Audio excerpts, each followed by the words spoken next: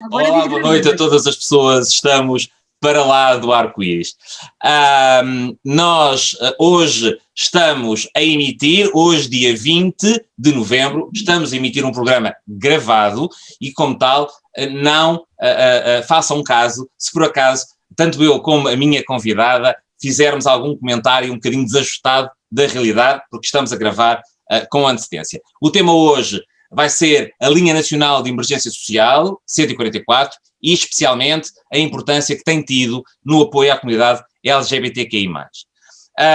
Podem-nos à mesma ver nos canais habituais, no Facebook, no YouTube e no Twitter, sabendo que não é direto e que desta vez os vossos comentários não poderão ser respondidos também, como habitualmente, em direto. Mas podem fazer comentários que eu vou ver e vou responder ou a Marta para vos esclarecer as dúvidas, para responder aos vossos comentários.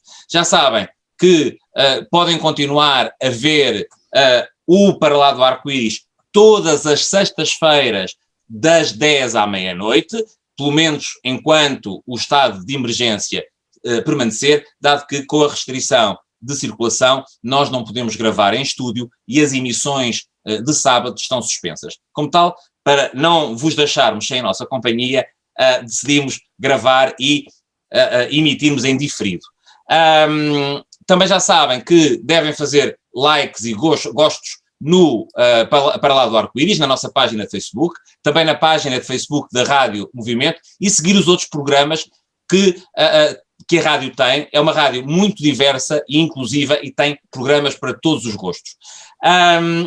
Quem quiser colocar dúvidas de forma mais privada ou propor testemunhos, sugestões de temas, pode nos contactar para o pldarcoiris@gmail.com, pldarcoiris@gmail.com.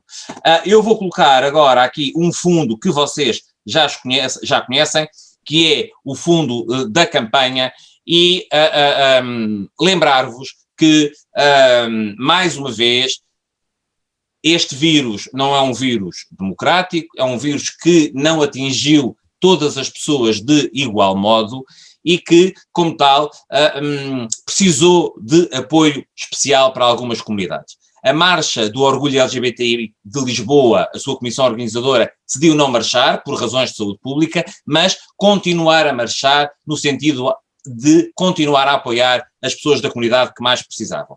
E, nesse sentido, o dinheiro da marcha foi alocado a uma rede de apoio, foi alocado também a outras redes não LGBTI, mas que também eram redes minoritárias e discriminadas, nomeadamente as comunidades Roma, as comunidades de trabalhadoras sexuais e as comunidades migrantes. Infelizmente, a pressão tem sido cada vez maior, não é? Aquilo que pensávamos ser o fim da pandemia não foi, e os recursos esgotaram-se. Algumas destas redes, inclusive, fecharam porque deixaram de ter recursos financeiros e humanos. E por isso, a partir de agosto, nós lançámos esta angariação de fundos, Doar Também é Marchar, que decorre em duas plataformas.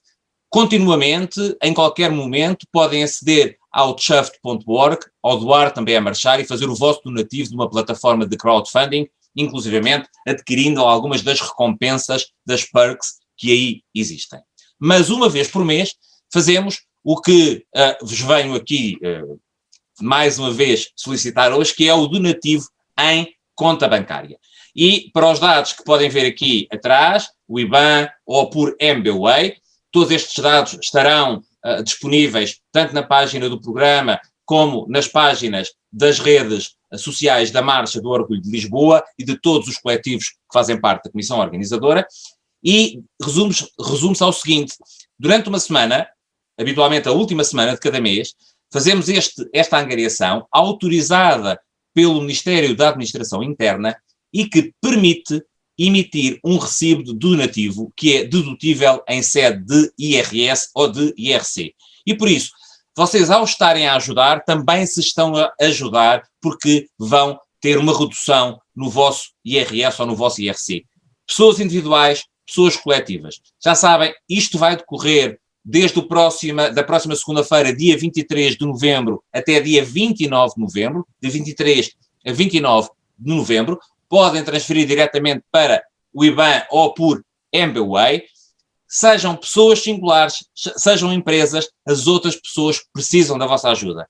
Dizer aquilo que já disse aqui e que já algumas pessoas da comissão organizadora também já disseram. Se todas as pessoas que estiveram o ano passado na Marcha de Lisboa, foram 50 mil, doassem €1, tínhamos 50 mil euros para apoiar as pessoas. Por isso não interessa dizer, eu não tenho muito dinheiro, eu não posso dar 20 euros, eu não posso dar 30, eu não posso dar 5. Deem 1, deem 2, mas deem. Se formos muitos a dar pouco, chegaremos ao fundo, ao fim, com muito dinheiro. Pronto, e agora, finalmente, a convidada que nós temos hoje com um grande orgulho da minha parte, que é colocar, agora já tenho aqui o programa outra vez, e que é a Marta Borges. A Marta é uma algarvia de Faro, que veio estudar para Lisboa Serviço Social, no Instituto Superior de Serviço Social de Lisboa. Depois, em 98, fez Erasmus na Holanda, numa área de consumo assistido. Foi fazer um mestrado em Ciências da Comunicação, na Católica. Durante 7 anos foi responsável pela área de redução de riscos e minimização de danos da Divisão de Intervenção nos Comportamentos Aditivos e nas Dependências, da Administração Regional de Saúde de Lisboa e Val do Tejo, e agora, numa fase fantástica e calma, foi nomeada, a 24 de fevereiro, como coordenadora da Linha Nacional de Emergência Social do Instituto da Segurança Social. Começou um doutoramento em Ciências da Comunicação no ISCTE e a meio achou que afinal o Serviço Social é que era e está neste momento a fazer o seu doutoramento no ISCTE, mas em Serviço Social. Como áreas de maior interesse tem a redução de riscos e minimização de danos e as políticas públicas na área da saúde e, nomeadamente, comportamentos aditivos e dependências, emergência social, intervenções em eventos de massas e cenários de exceção. Marta, muito, muito obrigado por teres aceitado o convite. Tu tens sido, eu vou reforçar isto, um apoio imprescindível para a rede de apoio da Marcha. Foi bom ter encontrado alguém como tu, a nível pessoal e a nível institucional, porque, enfim, tens conseguido ajudar a resolver muita coisa. Vamos começar a falar de ti, do teu percurso, da tua infância, adolescente no Algarve. Explica-nos um bocadinho como é que isso começou e como é que, de repente, uma adolescente, uma jovem, decide vir para Lisboa porque se apaixonou pelo serviço social. Bem, antes de mais, obrigada pelo convite. Já te disse isto, não é? Eu espero estar à altura deste acontecimento.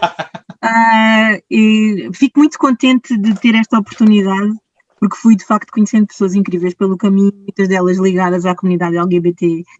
Eu vou-me esquecer de letras, ok? Pronto, vou já dizer que a minha linguagem inclusiva tem muitas falhas, mas eu vou tentar. Portanto, o prazer é todo meu de continuar, espero que seja só o princípio de uma grande parceria que tem sido com todos, com X, ok? Então, relativamente a mim, eu nasci em Faro, não é? Neste momento tenho mais tempo de Lisboa do que propriamente o tempo que passei no Algarve. Aos 18 anos vim estudar para o Instituto Superior de Serviço Social, porque alguém me disse que eu queria ir para a advogada, acho que por um bocadinho por causa das séries de televisão, não é verdade? Que eu via e achava que aquilo era tudo espetacular, e alguém me disse que não, que eu devia era começar a estudar Serviço Social e a escrever, porque eu estava dividida também na área do jornalismo, a escrever sobre as questões sociais. E, portanto, eu resolvi dar uma oportunidade a esta opinião e lá vim eu para o Serviço Social. Achei que aquilo eram demasiadas mulheres juntas e achei que, a dada altura, não ia conseguir aguentar a pressão de uma escola que agora, felizmente, está nas universidades.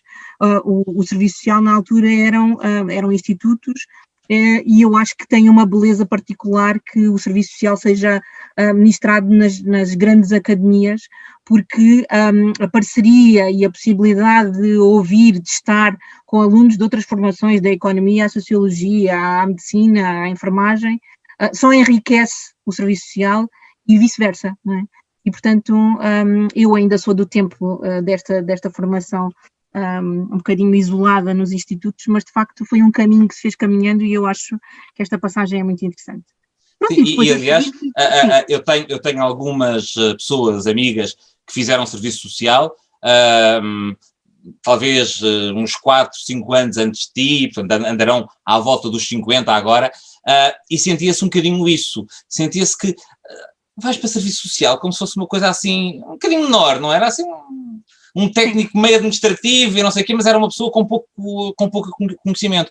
E acho que nestas alturas nós percebemos o quão importante é, e já agora eu sei que também era uma coisa que tu gostavas, parabéns pela ordem.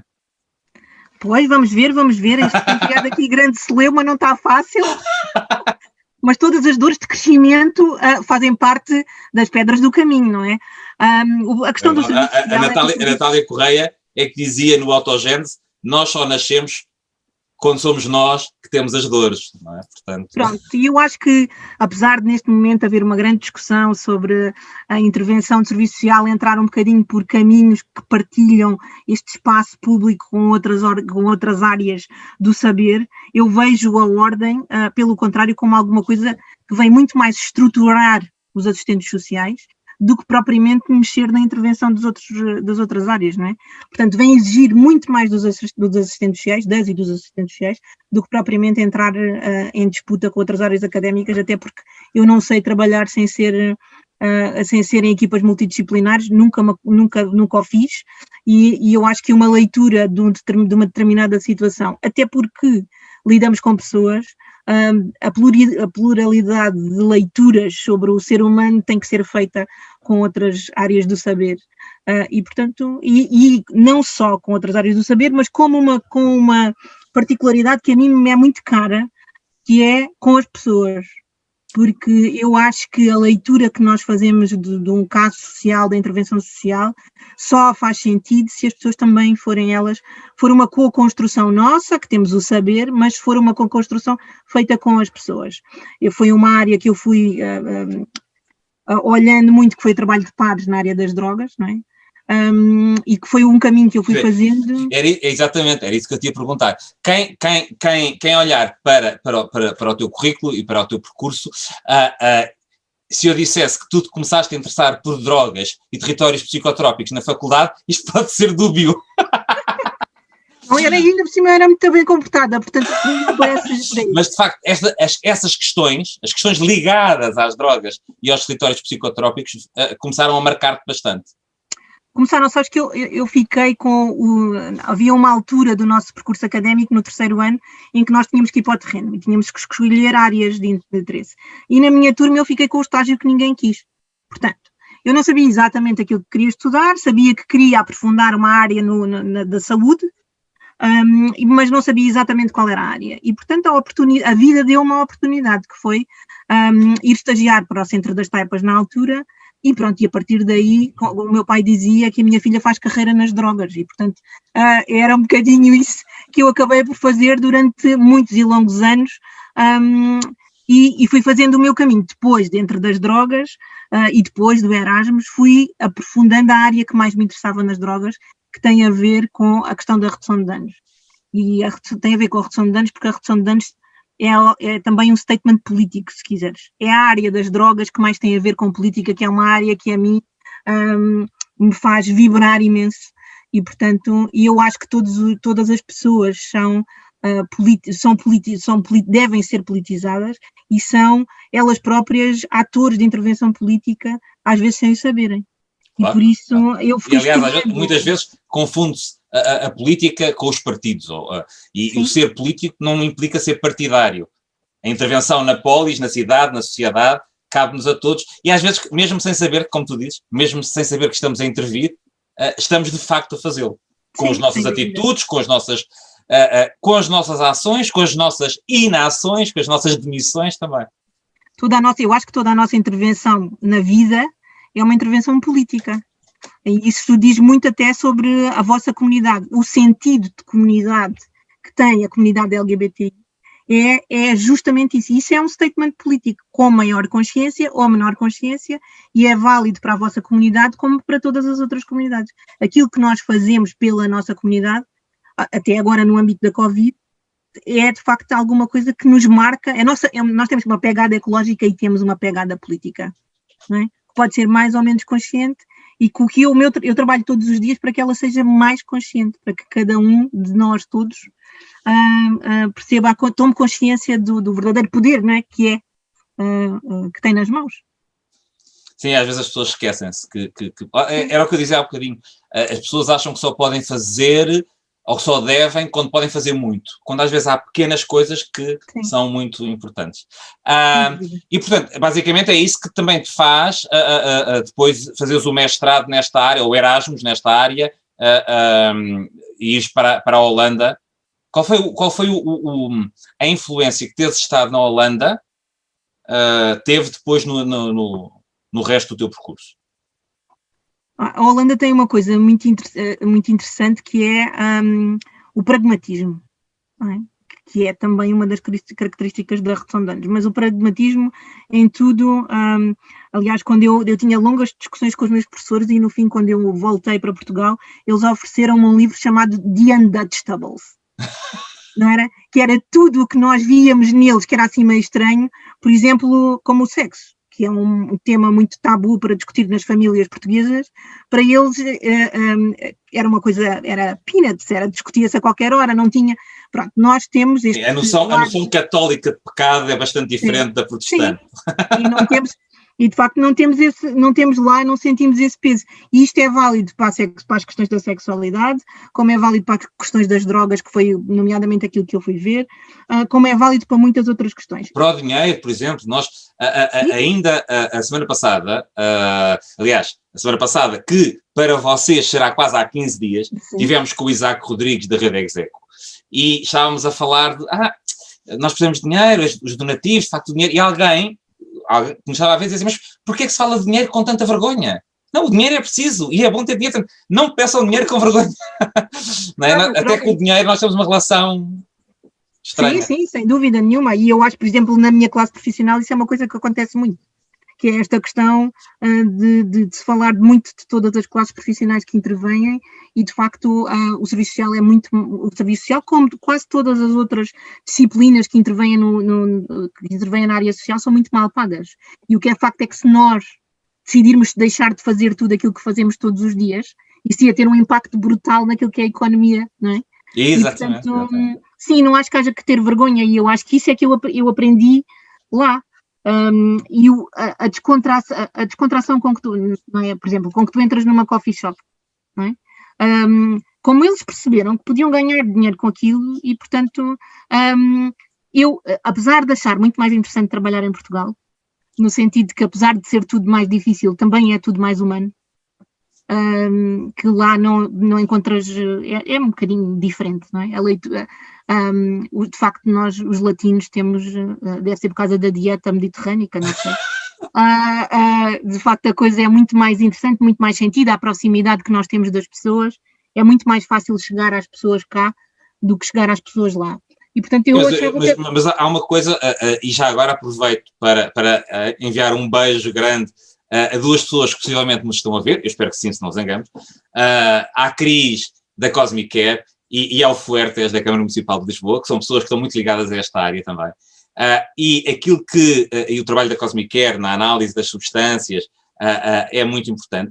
Aquilo que me parece é que, por exemplo, sim senhor, tu entras num coffee shop na Holanda para consumir, mas o controle sobre a qualidade, ou seja, a minimização dos riscos de que tanto gostas, é muito mais fácil também, porque o consumo está mais controlado, não é? Sim, está mais controlado, exatamente. E, portanto, e as pessoas, e aquilo que o fascínio do proibido traz em Portugal, lá não tens. Lá vais lá como podias ir comer um bolo, ou como podias ir a outro lado, ou vais lá e não vais para consumir, vais para ir com o amigo que até consome e vais beber um café.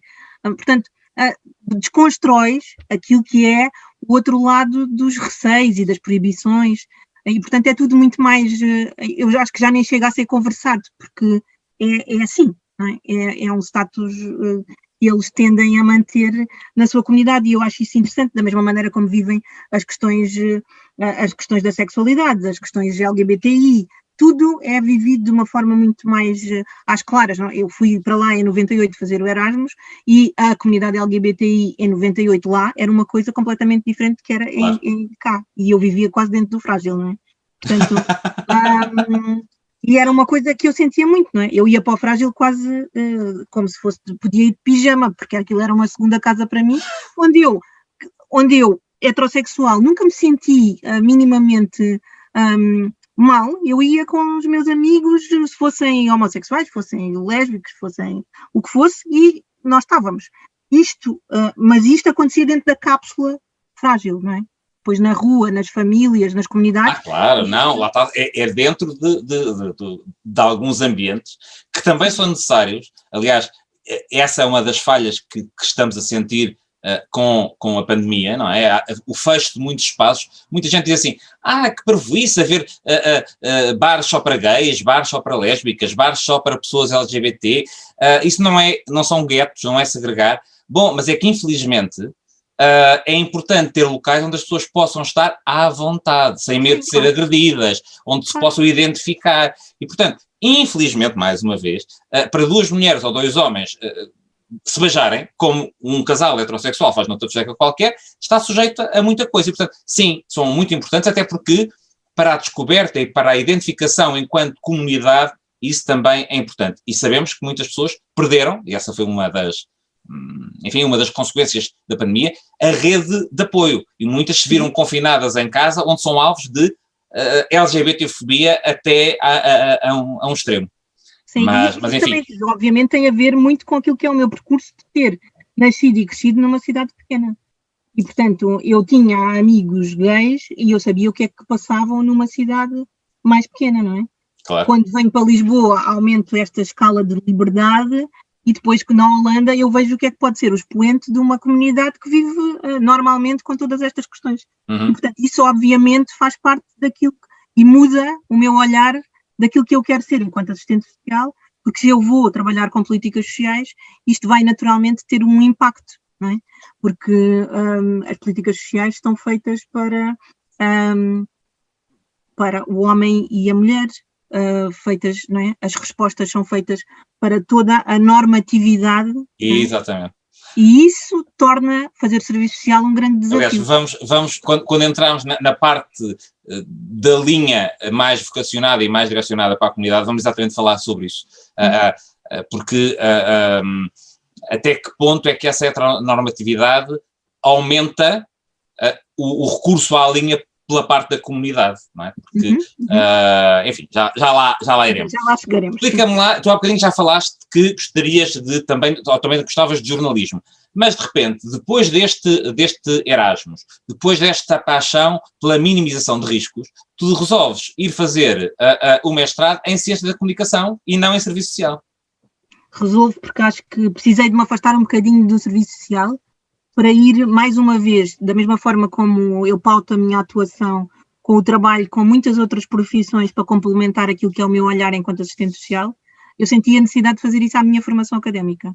E porque como eu tinha o bichinho do jornalismo, das questões ligadas à comunicação, achei por bem fazer comunicação. Claro que dentro da comunicação fui explorar mais uma vez as drogas, e a minha tese de mestrado tem a ver,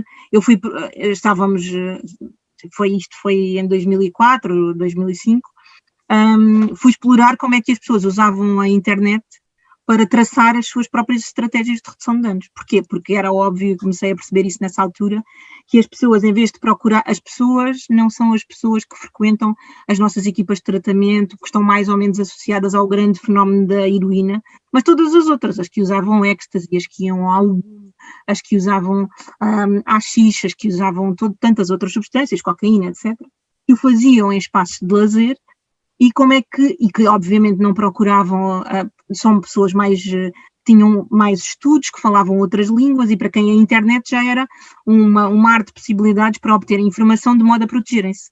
Isto acontece em todas as comunidades mais pequeninas, não é? Que se vão organizando para se protegerem internamente. Não é? Isto aconteceu na altura da SIDA, tanto com a comunidade LGBTI, mas também com a comunidade de pessoas que usam drogas.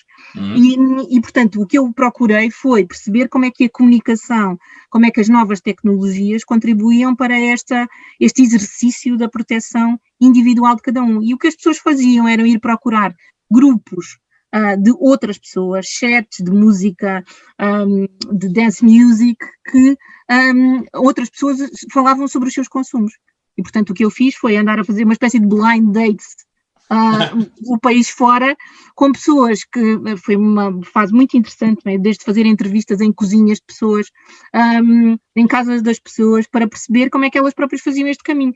Fui muito bem recebida e foi muito interessante perceber que havia vida para além daquilo que nós, nas equipas de tratamento, muito toldados por aquilo que é o consumo de heroína, e volto a frisar que eu defendia em 2007, portanto, de facto estávamos muito fechados, até porque as equipas de tratamento têm uma conotação muito ligada àquilo que é o consumo de heroína dos tempos áureos do Casal Ventoso e do boom das drogas em Portugal.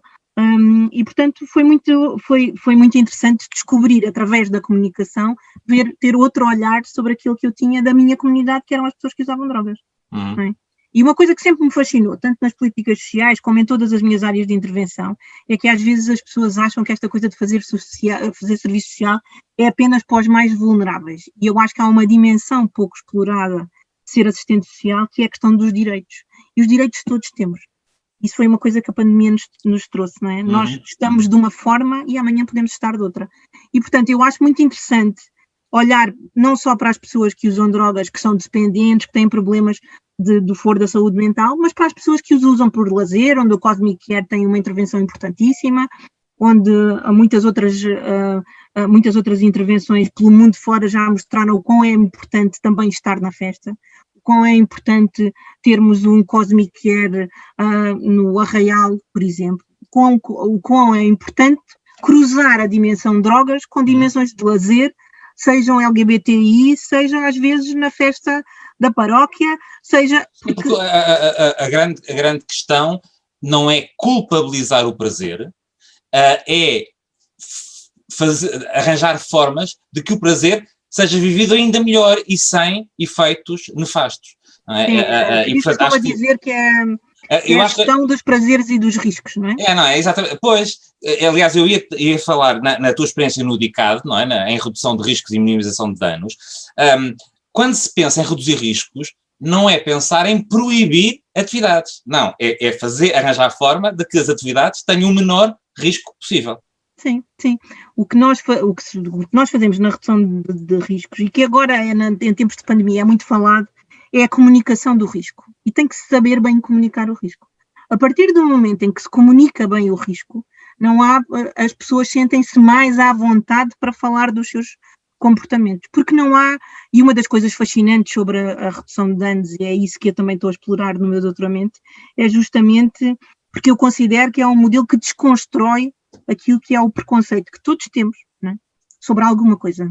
E, portanto, isto força primeiro o técnico a desconstruir aquilo que é o seu preconceito sobre uma vida qualquer, de outra pessoa qualquer, e começar com ela a co-construir um caminho, ouvindo o que ela nos traz, não fazendo um julgamento.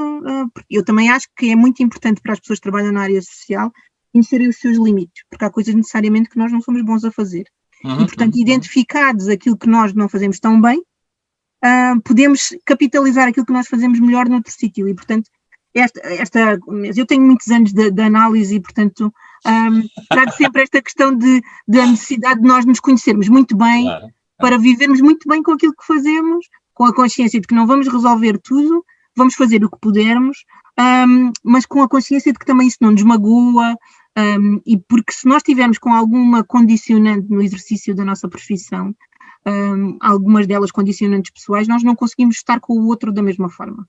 E, portanto, eu acho que é muito importante ouvir e que o outro se sinta à vontade para explicar. E se nós não colocarmos essa hipótese, um dos grandes problemas... Por isso é que, aliás, eu estava-te a ouvir e, não sendo imprescindível, até porque há locais em que isso não é possível, mas o apoio de pares é muito importante, precisamente porque em determinadas circunstâncias a pessoa não sente que está a ser julgada, porque o outro passou pelo mesmo. Há uma partilha de experiências e há a ideia de que eu já estive e ultrapassei essa fase. Portanto, há sempre uma positividade que é importante neste tipo que nós fazemos, por exemplo, na rede, que se faz na toxicodependência, que se faz em pessoas que vivem com VIH, enfim. Eu estou-me a lembrar do checkpoint, não é? Sim, o atendimento é feito também por homens que têm sexo com homens. Ou seja, sim. Para quê? Para não haver um juízo prévio, que às vezes não existe, mas a pessoa está tão, como é que digas o povo, gato escaldado, água fria tem medo, não é?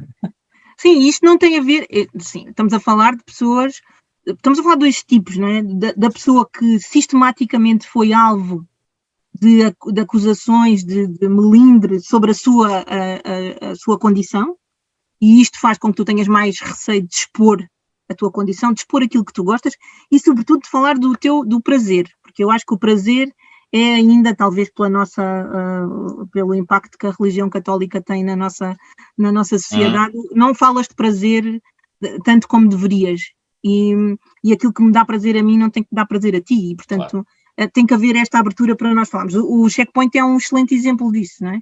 As pessoas se sentirem mais à vontade a fazer um teste cujo resultado até nos pode colocar em alguma posição de vulnerabilidade. Uns já saberemos disso, outros não, e que medos é que isso nos traz, e se calhar que falar disso com um par é de facto muito mais fácil, não é? Da mesma maneira como o adolescente se sente, a dada altura também ouve a sua comunidade, não é? Portanto, eu acho que isso, as comunidades têm que ter um papel.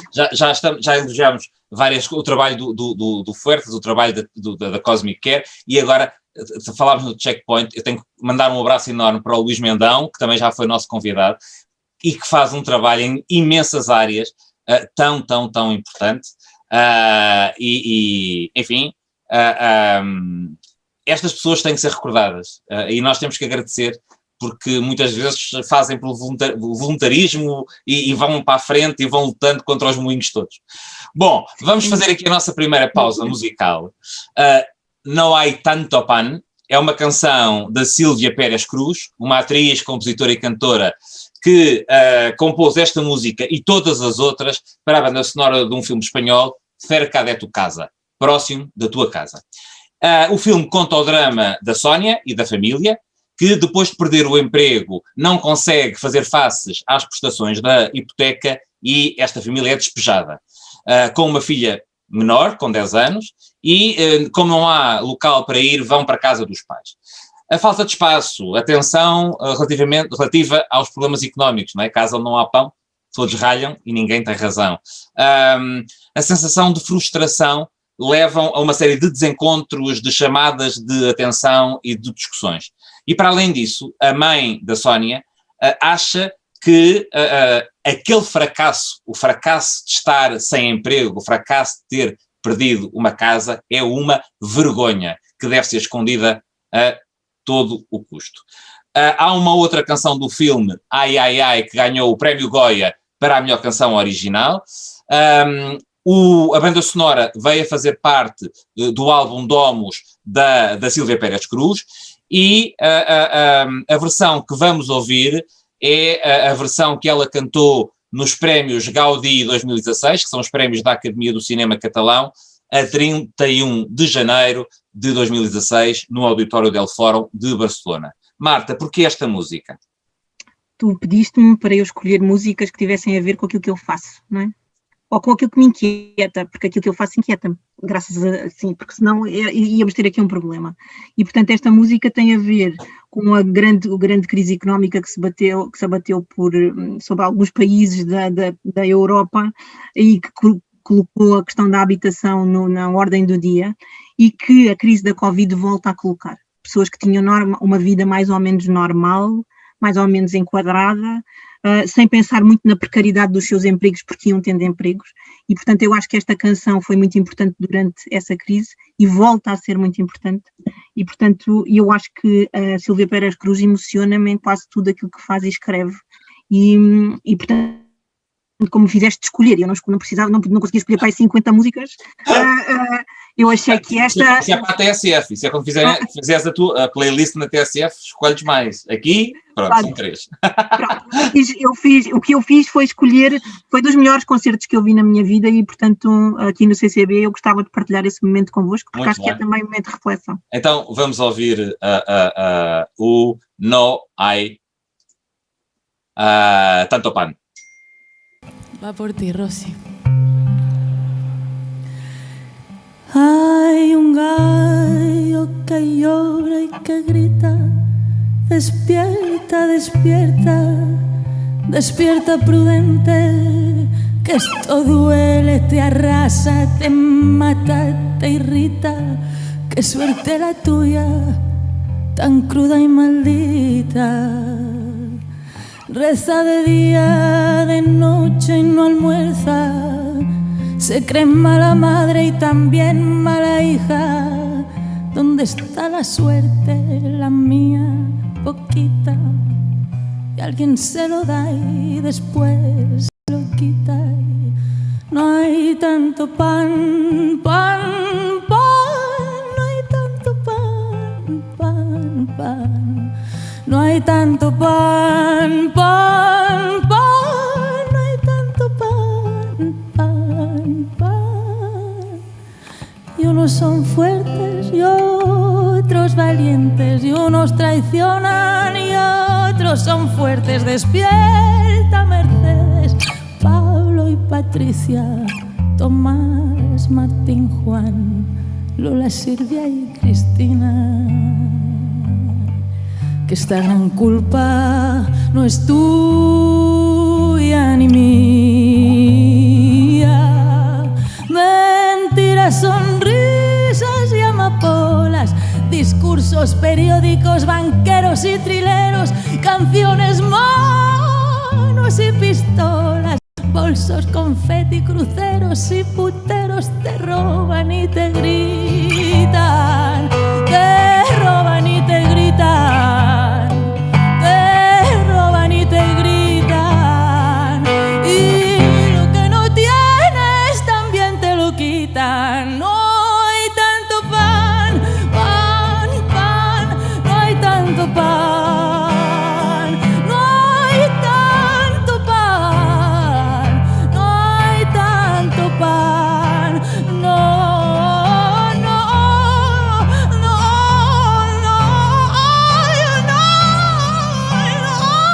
ay, no, no, no, no, no, convierten y el pueblo en banco, la mierda en oro y lo negro en blanco. No, no, no, no, no hay tanto pan, no hay tanto pan, no hay tanto pan, no hay tanto pan. Y es indecente, gente sin casa, casa sin gente. Ay, ay, ay, ay, ay, ay, ay. No hay tanto pan, de Sílvia Pérez Cruz, que és una cançó que apareixerà a la... Bom, de facto, lindíssima. Aliás, vimos a Ada Colau, a alcadessa de Barcelona, emocionada, porque a letra é lindíssima e a forma como ela interpreta arrepia. E, portanto, imagino que tenhas gostado de ouvir quando foi ao vivo, não é? No CCB. É maravilhosa. Foi muito interessante porque, a dada altura, numa das minhas sessões de análise, eu partilho como me emocionou e como foi muito importante aquele concerto, as músicas dela, a forma como ela dizia as palavras, e a minha terapeuta diz-me, quase emocionada, também estive lá, no mesmo sítio, a ver a mesma coisa e adorei. E, portanto, foi muito interessante essa partilha, foi muito, muito giro. E eu acho que, como te dizia, todos nós somos seres políticos e, portanto, quando ela diz, não é, aquilo que nós não temos também é aquilo que nos tiram, as questões das casas sem gente e gente sem casa, volta a ser nos dias de hoje, e de certeza que apesar de nós estarmos a gravar, infelizmente não vai mudar no dia que isto for para o ar, há muitas pessoas a precisar de casa, não é? Ou que têm em casa e não se sentem em casa, sendo a casa alguma coisa que nós vemos como uma proteção. Não é? É casa e não é lar. Sim, exatamente. E portanto eu acho que esta música encerra muitas coisas sobre os dias de hoje, não é? Sabes que estavas a falar agora de uma coisa que não estava no alinhamento, mas que me parece muito, muito pertinente, que é tanta gente sem casa e tanta casa sem gente. E quando se aborda essa questão, infelizmente é sempre, a abordagem é sempre em termos político-partidários de quem é a favor da propriedade privada ou de quem é contra a propriedade privada, e poucas vezes se fala do bem-estar das pessoas, ou seja, põe-se primeiro a casa e depois a pessoa. Então não é uma questão de ser contra ou a favor da propriedade privada, é a favor do bem-estar da vida humana e do privilegiar a qualidade de vida da pessoa, não é? Portanto, acho que às vezes o ângulo pode estar um bocadinho enviesado, infelizmente. Muitas vezes também porque tem a ver justamente com aquela questão que falávamos do trabalho de pares, tem a ver com a projeção da voz, não é? Se a voz de quem não tem casa não tem amplitude, e se não existem na sociedade civil organizações que ampliam aquilo que é o problema, de facto este problema não existe dessa perspectiva, existe sempre da lógica de mercado, nada contra a lógica de mercado, não é? Mas efetivamente há muitas pessoas que perderam as suas casas, e não só as casas compradas. Então temos a questão da gentrificação, teve um impacto gigante em determinadas comunidades. E na altura eu trabalhava na área das drogas, e teve um impacto enorme, por exemplo, nas pessoas que viviam em Lisboa. São comunidades nos bairros, que são comunidades que tiveram menos acesso a uma série de coisas, mas que o bairro lhes vai dando determinadas oportunidades, não é? Oportunidades de trabalhos precários, mas que faz parte da vida daquele bairro. E a partir do momento em que aquele bairro onde ninguém queria entrar passa a ser o sítio super onde tu vais beber um copo com os teus amigos, e não consegues, e de repente a cidade não sabe harmonizar o sítio onde tu vais beber o copo com os teus amigos com deixar as pessoas que lá estão no sítio onde elas estão, não é? E portanto estas pessoas de repente vêm-se sem nada, sem as suas raízes, e são obrigadas a sair dali, conhecendo muito bem aquele metro quadrado, não é? Para muitas cidades ao lado. Isso é de facto, isso não promove nada para além disso. E perdem essa rede de proximidade, não é? Porque aquilo que tu dizias, quando há uma vizinhança, quando há um bairro, mesmo quem tem menos, normalmente conta com essa rede de apoio, não é? Dos vizinhos.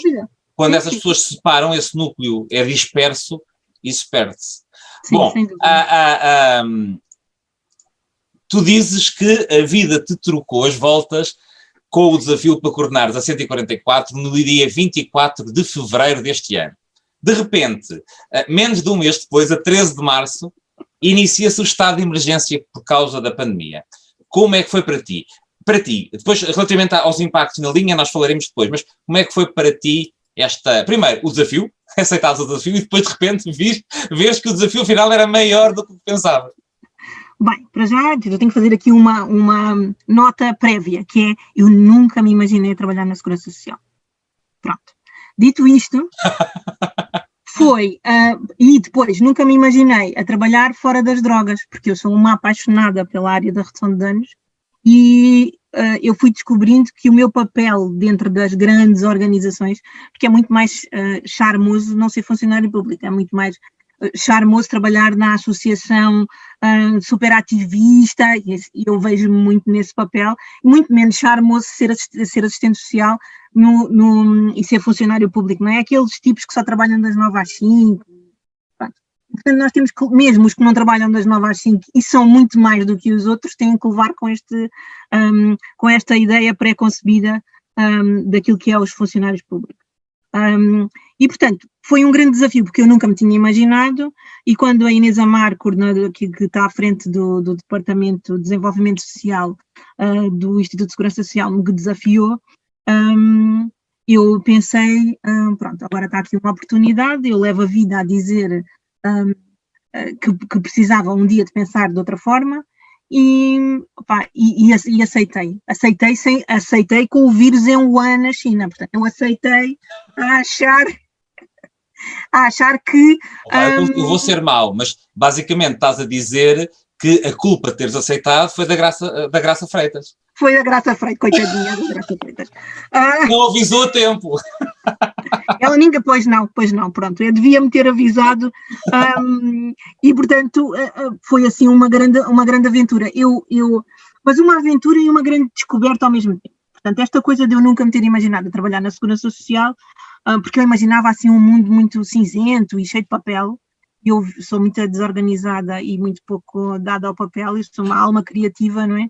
E portanto não me imaginei, e de repente dou comigo numa casa onde as pessoas não só trabalhavam muito mais do que das 9 às 5, como encontrei pessoas absolutamente extraordinárias, com uma capacidade de entrega às pessoas inacreditável. E como são poucos, no sentido de que mesmo pelos centros distritais que estão espalhados por todo o país, de facto há poucas pessoas, precisávamos de mais pessoas na Segurança Social.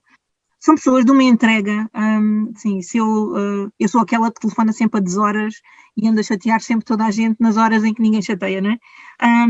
Mas as pessoas são de facto extraordinárias, de uma entrega e de uma compreensão sobre aquilo que é a pessoa numa situação de vulnerabilidade, seja ela qual for, que eu não imaginei que encontrasse, mas o preconceito era meu, lá está, e portanto eu precisei deste confronto para eu própria desconstruir o meu próprio preconceito. E depois, é infelizmente uma casa onde quando tu ouves falar da Segurança Social, ouves falar da Segurança Social pelas piores razões, portanto... Porquê? Porque estás sempre a associar a questão da Segurança Social à questão das prestações, não é? E não a questão da Segurança Social como a questão da ação social. E, de facto, a entrega que eu encontrei foi uma coisa que me surpreendeu muito pela positiva, portanto, basicamente paguei todos estes dias por tudo aquilo que imaginei que não era e encontrei pessoas magníficas. Pronto, portanto, esse foi o meu primeiro desafio, depois coordenar uma equipa que eu não conhecia, e portanto, bem, lá fui eu, porque também sou assim, foram dois furacões ao mesmo tempo, eu e a Covid, não é? Mas pronto, eu aceitei, como eu tinha a minha alma apaziguada com as drogas, que era, como tinha o meu doutoramento, que continua a ser nessa área, eu consigo juntar um bocadinho o melhor dos dois mundos. E quando vais para o terreno, percebes que és assim uma espécie de matriosca humana, não é? Levas contigo tudo o que é o acumular de todos os anos e de todas as pessoas que conheceste nestes anos e que estão todas lá outra vez, não é? Eu continuo a articular com o Ricardo Fuertes porque preciso de coisas, não é? Que depois me passa ao Sérgio Vitorino e aí vem, não é?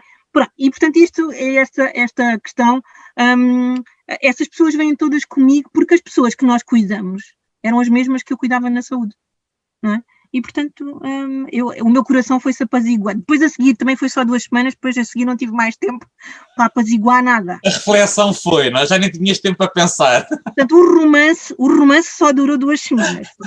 Depois a seguir foi, se quiseres, uma paixão daquelas muitas solapadas.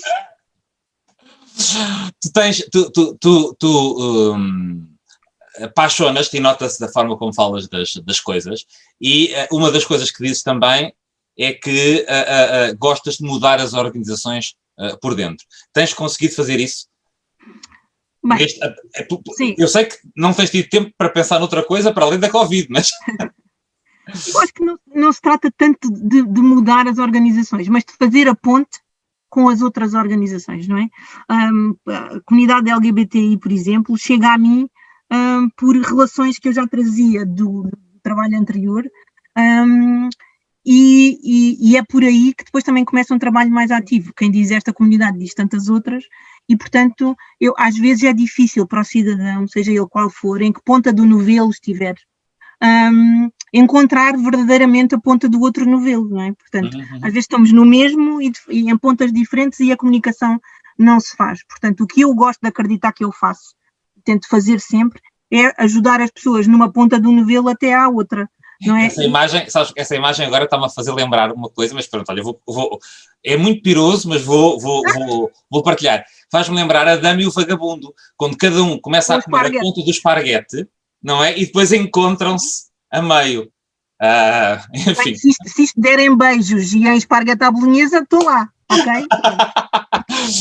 Bom, vamos então começar a falar agora mais concretamente da linha de emergência, da linha nacional de emergência social, a 144, que no passado dia 2 de outubro celebrou 19 anos de existência. Marta, como é que se consegue ter um serviço a funcionar ininterruptamente 24 horas por dia, 365 dias por ano, ao longo de 19 anos? Bem, imaginar que uma coisa nunca parou desde 2001 é uma coisa incrível, não é? Eu só ouvia falar do 144 quando estava do outro lado e precisava do 144.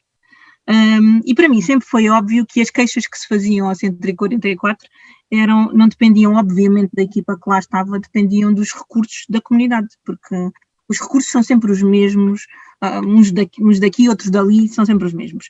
E, portanto, o que já passaram várias pessoas que coordenaram a linha, e de facto eu acho que essas pessoas fizeram um trabalho espetacular. E aquela equipa é uma equipa espetacular, não é? É uma equipa de pessoas com um percurso muito ligado às questões da emergência, são técnicos especializados e que já têm, alguns deles estão desde o início, portanto, consegues imaginar que desde 2001 alguém sistematicamente a fazer turnos e, portanto, também já conhecem muito daquilo que é tanto a questão da vulnerabilidade, mas também que é tanto a questão do potencial. E uma das coisas que eu acho mais deliciosa nas pessoas que trabalham na minha equipa é, de facto, acreditarem, muitas das vezes, acreditarem em ser um porto seguro para pessoas. Há pessoas que se repetem há anos e porque já sabem que daquele lado da linha vão encontrar, é uma linha que alguém sempre tem. É um misto de 144 e voz amiga. Não, pois, às vezes é quando há tempo, às vezes não dá, mas quando há tempo sim. E portanto, isto é a questão de o cidadão, em que sítio estiver, em que condição estiver, ter a garantia, há 19 anos, que liga para um número de telefone gratuito, e alguém de certeza lhe atende o telefone, é uma coisa que para mim é das melhores políticas sociais que pode existir no mundo, não é? E eu acho que, tal e qual como a nossa está montada, é das poucas que existe no mundo, ou pelo menos que eu conheço. Eu tenho tido, daqui a um bocadinho já vou falar mais concretamente sobre a minha experiência com a 144, que nunca tinha tido, felizmente, porque nem pessoalmente, nem com pessoas próximas, e agora sim, e tenho os maiores elogios a fazer. É impressionante, de facto. Mais uma coisa que não estava no alinhamento, e vão chamar perigoso, esquerdista, de certeza, mas muitas das pessoas que criticam a linha, e tu há bocadinho disseste, a linha não é má ou não tem defeitos por causa das pessoas, mas de facto há falta de recursos, muitas vezes são as pessoas que querem retirar recursos ao Estado Social, não é? Que acham que é tudo bom no privado e não se deve pôr mais dinheiro no Estado. E portanto isto é uma incoerência grande, não é? Criticam o serviço e depois não querem que o serviço tenha recursos. Sim, eu acho que a Covid veio demonstrar uma coisa muito. O Manuel Castells escreveu um artigo muito engraçado a propósito da pandemia, que se chamava O Grande Reset, não é? Que é a pandemia veio carregar neste botão, não é? E de repente ele dizia uma coisa muito interessante neste artigo, que é: a pandemia veio-nos fazer lembrar da importância do serviço público. Não é? Se tu pensares a importância do serviço público, quer da segurança social, mas quer da saúde, de repente, mais do que nunca, eu acho que é o momento de todos nós, como cidadãos deste país, podermos perceber a importância que é termos um Serviço Nacional de Saúde como temos, a importância que é termos uma linha para onde podemos ligar e que, magicamente, quase às vezes, não é? Em 24 horas te põe em contacto com aquele serviço que toda a gente diz que é impossível contactar, que é a Segurança Social, não é?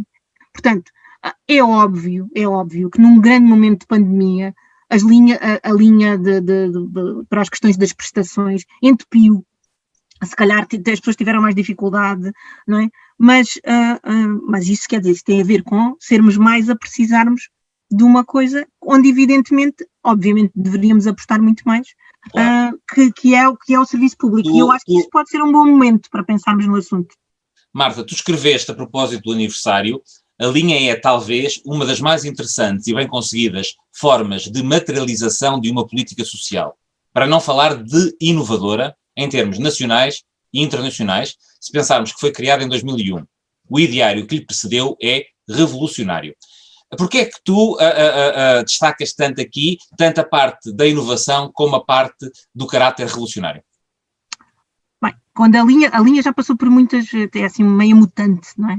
E, portanto, desde 2000, e quando a linha foi pensada em 2001, havia equipas nos distritos que, quando era acionada, havia equipas que se dirigiam à pessoa local, portanto, isto foi tendo várias mutações no tempo.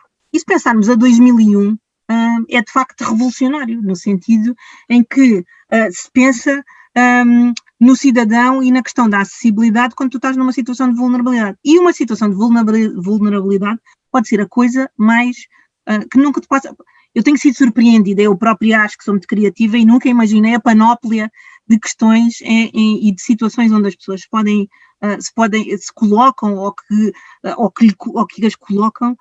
E, de facto, nesse sentido eu acho revolucionário, num Estado em que voltamos a esta questão, somos sempre criticados por estarmos pouco, por ser aquela, eu não sei se todas as pessoas viram Os Zootrópolis, que é um filme de animação, mas se não viram vale a pena ver, aquele ideário da preguiça atrás do guichê, e que até para se rir de uma piada demora horas. E, portanto, esta ideia de que o funcionário público é esta figura, o paradigma altera-se quando pensas em políticas sociais implementam um serviço que é absolutamente inclusivo e que volta a pôr o cidadão no sistema, não é? Porque às vezes o cidadão nunca lá esteve, ou porque às vezes a pessoa esteve e depois foi fazer, e depois a sua vida organizou-se de outra forma e volta outra vez, e portanto nesse sentido eu acho absolutamente revolucionário. E não há país nenhum que eu conheça que tenha uma tal e qual como esta, tem outras, e há a questão das linhas em si, e obviamente pode ser outro tema que se quiser explorar, tem uma dimensão muito interessante, desde logo a dimensão do anonimato. Uhum. Se tu quiseres manter o teu anonimato para fazer uma denúncia sobre os maus tratos que o casal que vive ao teu lado inflige um no outro, por exemplo, tu podes pedir ajuda para essa pessoa se não tiveres coragem de fazê-lo de outra forma, não é? Uhum. Se tu achas que tens, sei lá, um equipamento que funciona na tua rua e que não está tão bem. Portanto, há uma panóplia de possibilidades que colocam não só o cidadão que está nesta situação numa situação mais vulnerável, mas coloca-te a ti como um cidadão ativo, que não estando na situação de vulnerabilidade, pode apelar em favor do outro. Claro. Aliás, tu dizes uma coisa... Portanto, eu acho que isso... Sim, e tu dizes uma coisa que é, apesar de ser uma resposta de emergência, não é um pense rápido, não é uma solução apenas para aquele momento, abre as portas, como tu dizes, para os serviços num prazo basicamente de 24 horas. Às vezes serviços que as pessoas não sabiam que, aliás, nesta experiência que eu tenho tido, muitas vezes há pessoas que há anos estão à espera de uma resposta e que com a 144 em 2 ou 3 dias têm a resposta que estavam à espera há anos. Porquê? Porque não sabiam, porque desconheciam que havia essa resposta por parte do Estado. E por isso vamos falar agora de uma parte mais, enfim, não é chata, mas uma parte mais institucional, que é começar, a quem é que se dirige? Quem é que pode procurar ajuda na 144? Todas as pessoas podem procurar ajuda na 144 e podem pedir ajuda para outra pessoa na 144. Situações de vulnerabilidade em que tenhamos, por exemplo, imagina, uma pessoa, um casal de idosos que vive no nosso prédio e o cuidador adoeceu. Uhum. Ok? E nós ficamos angustiados porque sabemos que aquela pessoa vai ficar sozinha em casa. Podemos pedir ajuda ao 144, ok? Da mesma forma como nós, se nos virmos nessa situação de sermos nós o cuidador e percebermos que, seja por causa da pandemia, ou seja pelas situações que acontecem diariamente na nossa vida, ficamos incapacitados de cuidar dessa pessoa, podemos acionar o 144 e explicar a situação e pedir ajuda, não é? Se nós, sei lá... Tens noção que depois do programa ir para o ar, a linha 144 vai disparar. Não, eu estou a brincar, acho que é muito importante isso que estás a dizer, que é para as pessoas terem uma noção de que emergências são coisas que às vezes as pessoas não pensam que é uma emergência. Sim. Há pessoas que nos ligam, por exemplo, quando foi da pandemia, porque havia um sem-abrigo que estava por noitar lá na rua e, portanto, como é que podiam ajudar aquela pessoa e sinalizar aquela situação. Há pessoas que se querem identificar quando fazem esta sinalização, há pessoas que de todo não se querem identificar e nós ficamos com a sinalização daquela situação. E, portanto, isto aplica-se a jovens, aplica-se a situações de violência nas suas variadíssimas formas, aplica-se sei lá, a crianças que, por exemplo, fogem de um colégio onde estavam institucionalizadas para voltar para uma avó do coração, porque, não é? E, portanto, como é que voltamos a cuidar desta criança que está numa situação de desproteção? Coloca-se aos mais variados níveis que possas imaginar. Perguntas-me agora, há respostas para todas estas situações? Não há respostas para todas estas situações, naturalmente, não é? Nós temos desafios que obviamente ainda nos doem muito, as questões, nomeadamente da saúde mental, são questões muito preocupantes e para as quais nós temos muita dificuldade em fazer esse encaminhamento. De qualquer forma, mesmo nós não conseguindo dar uma resposta, que acontece muito pouco, não é? Não deixamos de fazer a sinalização a qualquer entidade na outra ponta do novelo, na nossa ponta do novelo, que é o centro distrital, onde a pessoa está, da área de residência da pessoa, ou onde a pessoa está. Exatamente. Pronto, outra situação, por exemplo, há situações de facto que as pessoas nem imaginam, não é? Mas, por exemplo, os cidadãos brasileiros que quando foi da pandemia, porque tinham situações muito precárias laborais em Portugal, tiveram que deixar tudo para regressar ao Brasil nos voos que foram supostamente fretados pelo governo nos planos de retorno ao país de origem e que ficaram no aeroporto, passou nos telejornais, pessoas que ficaram, pronto, o 144, em conjunto com os centros distritais, encontraram respostas de acolhimento para aqueles cidadãos até haver o voo de regresso. E quem diz os cidadãos brasileiros diz muitas outras pessoas. Uma coisa que eu acho muito importante salientar aqui é que às vezes o 144 parece uma coisa meio desgarrada da instituição e não é. O 144 é uma porta de entrada para dentro da Segurança Social. E, portanto, quando tu entras no 144 com uma situação que foste despejado da casa onde resides e não tens onde passar a noite sozinho ou com a tua família naquele dia. Nós podemos promover esse acolhimento, mas no dia, nas 24 horas seguintes, ou se for ao fim de semana, na segunda-feira seguinte, o apoio durante o fim de semana está garantido, é feita a ponte com a Segurança Social do sítio onde tu estás. E, portanto, depois a seguir, tudo corre. Desculpa. E, portanto, a seguir tudo, a máquina começa um bocadinho a mexer. Era exatamente essa parte do funcionamento. Primeiro, há uma diferenciação entre emergência social e crise que vocês fazem, mas isso, enfim, não muda a abordagem, nem muda o tipo de atendimento, mas quem liga para a 144 tem níveis de atendimento. E, portanto, há uma primeira triagem, certo? Sim. Uma primeira linha de triagem, depois uma segunda linha de equipa central e depois ainda há a parte dos interlocutores distritais, não é? Como é que funciona esta hierarquia, digamos assim, ou esta canalização, não é? Pronto. Quando eu telefono para o 144, eu sou acolhida pela uma primeira linha, que são técnicos que estão no call center de Castelo Branco, que são os mesmos técnicos que estão no call center se tu ligares para uma questão de recibos verdes para a linha das prestações. Portanto, é essa mesma equipa, dessa mesma equipa há sempre técnicos alocados ao 144. Portanto, aí é feita uma triagem. Tal como no INEM, algumas das chamadas que são feitas para o 144 não são válidas. Aliás, uma grande parte, tal como na emergência médica. Ou porque são chamadas de curta duração, ou porque são brincadeiras, ou porque, enfim. Mas ainda há muita gente que brinca, que aproveita estas linhas de apoio. Ainda há muita gente que brinca, ainda há muitas questões de pessoas que estão isoladas em casa e querem conversar e, portanto, de facto não é para ali, há de ser para outra linha de apoio. Apesar de tudo, ainda percebo, a pessoa já está desesperada. Agora, a brincadeira é porque está a roubar, bem, no caso do 112, por exemplo, muitas vezes pode estar a roubar o atendimento a alguém que está a morrer, não é? E aqui também pode estar...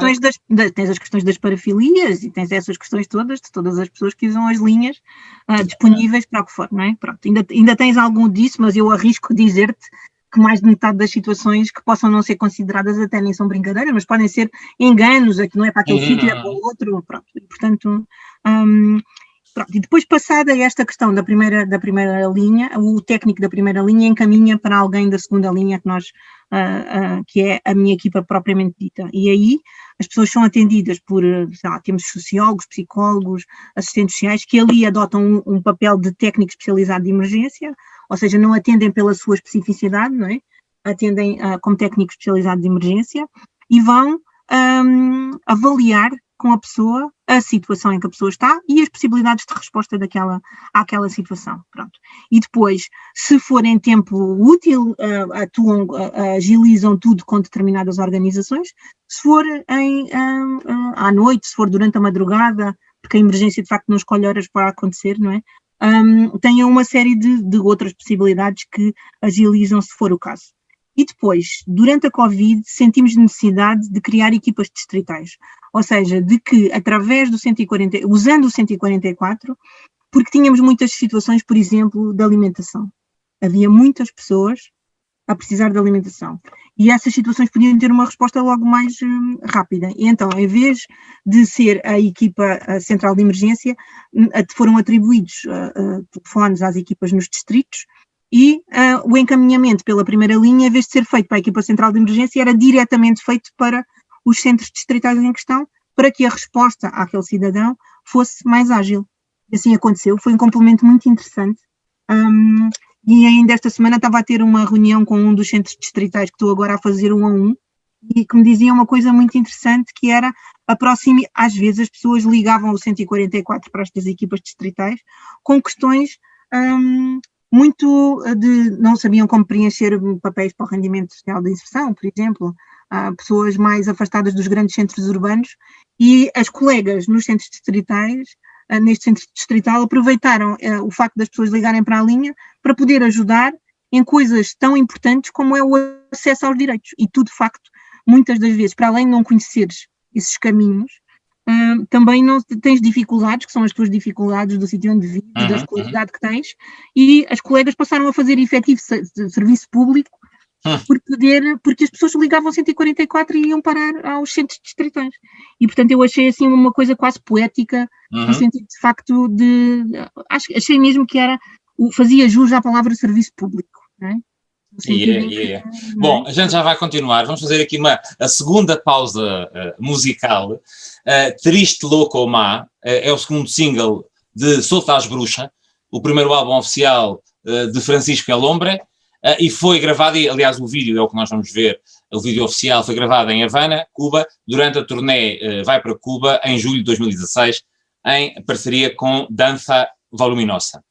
O Francisco El Hombre é uma banda brasileira, que foi formada em 2013 por 2 irmãos mexicanos naturalizados brasileiros e que tem mais 3 membros brasileiros e que mistura elementos musicais de ambos os países e de outros países da América Latina e que dá música que é cantada em português, em espanhol, em inglês.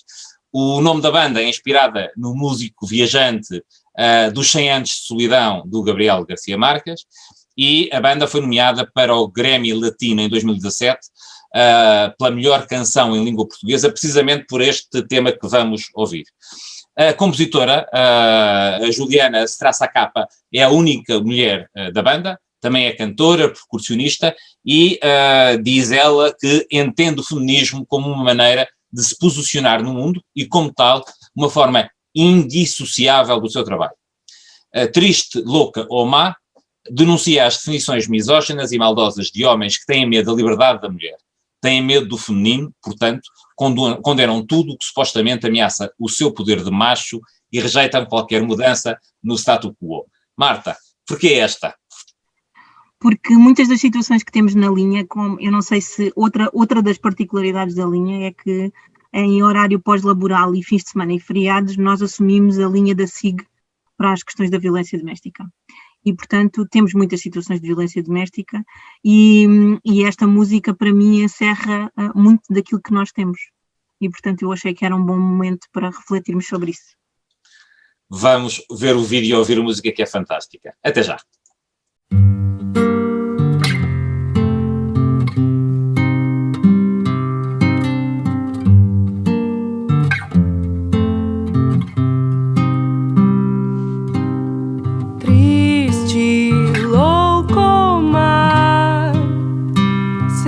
qualificada, ela quem recusar. Segue receita tal, a receita cultural do marido, da família, cuida da rotina. Só mesmo rejeita, bem conhecida receita. Quem não sem dores aceita que tudo deve mudar. Que o homem não te define, sua casa não te define, sua carne não te define, você é seu próprio lar. O homem não te define, sua casa não te define, sua carne não te define, você é seu próprio lar. Ela desatinou, desatou, nós vai viver só.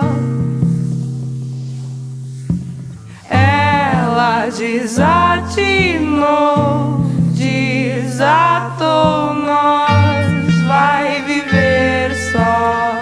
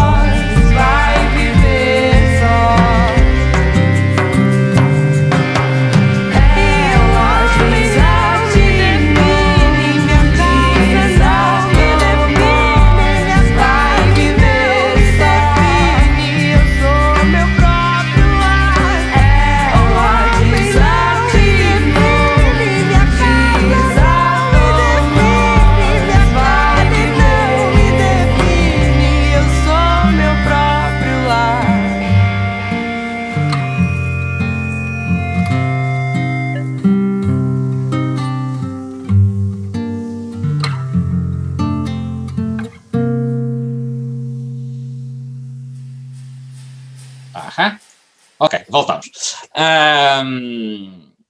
Bom, a música, eu não conhecia o projeto e não conhecia, e portanto, muito obrigado. Eu aprendo tanto com as pessoas convidadas e também em termos musicais, esta eu não conhecia. Marta, estávamos a falar da articulação e estavas a falar da questão da alimentação, por exemplo. Portanto, como é que se dá essa articulação? Há protocolos pré-estabelecidos? Claro que eu não sei se Lisboa é caso único em que há uma série de delegações que já estão, delegações não no sentido de núcleos, delegações da Segurança Social que são delegadas, ou serviços da Segurança Social que são delegados à Santa Casa da Misericórdia de Lisboa. Não sei se isso é caso único no país, mas haverá protocolos feitos, são contactos que são feitos no momento consoante as necessidades. Como é que isso se articula? Não, bem, neste momento o exercício que encontras em Lisboa, da Santa Casa da Misericórdia, assume aquilo que são para a cidade de Lisboa as funções que normalmente são as funções que a Segurança Social assume em todos os outros concelhos.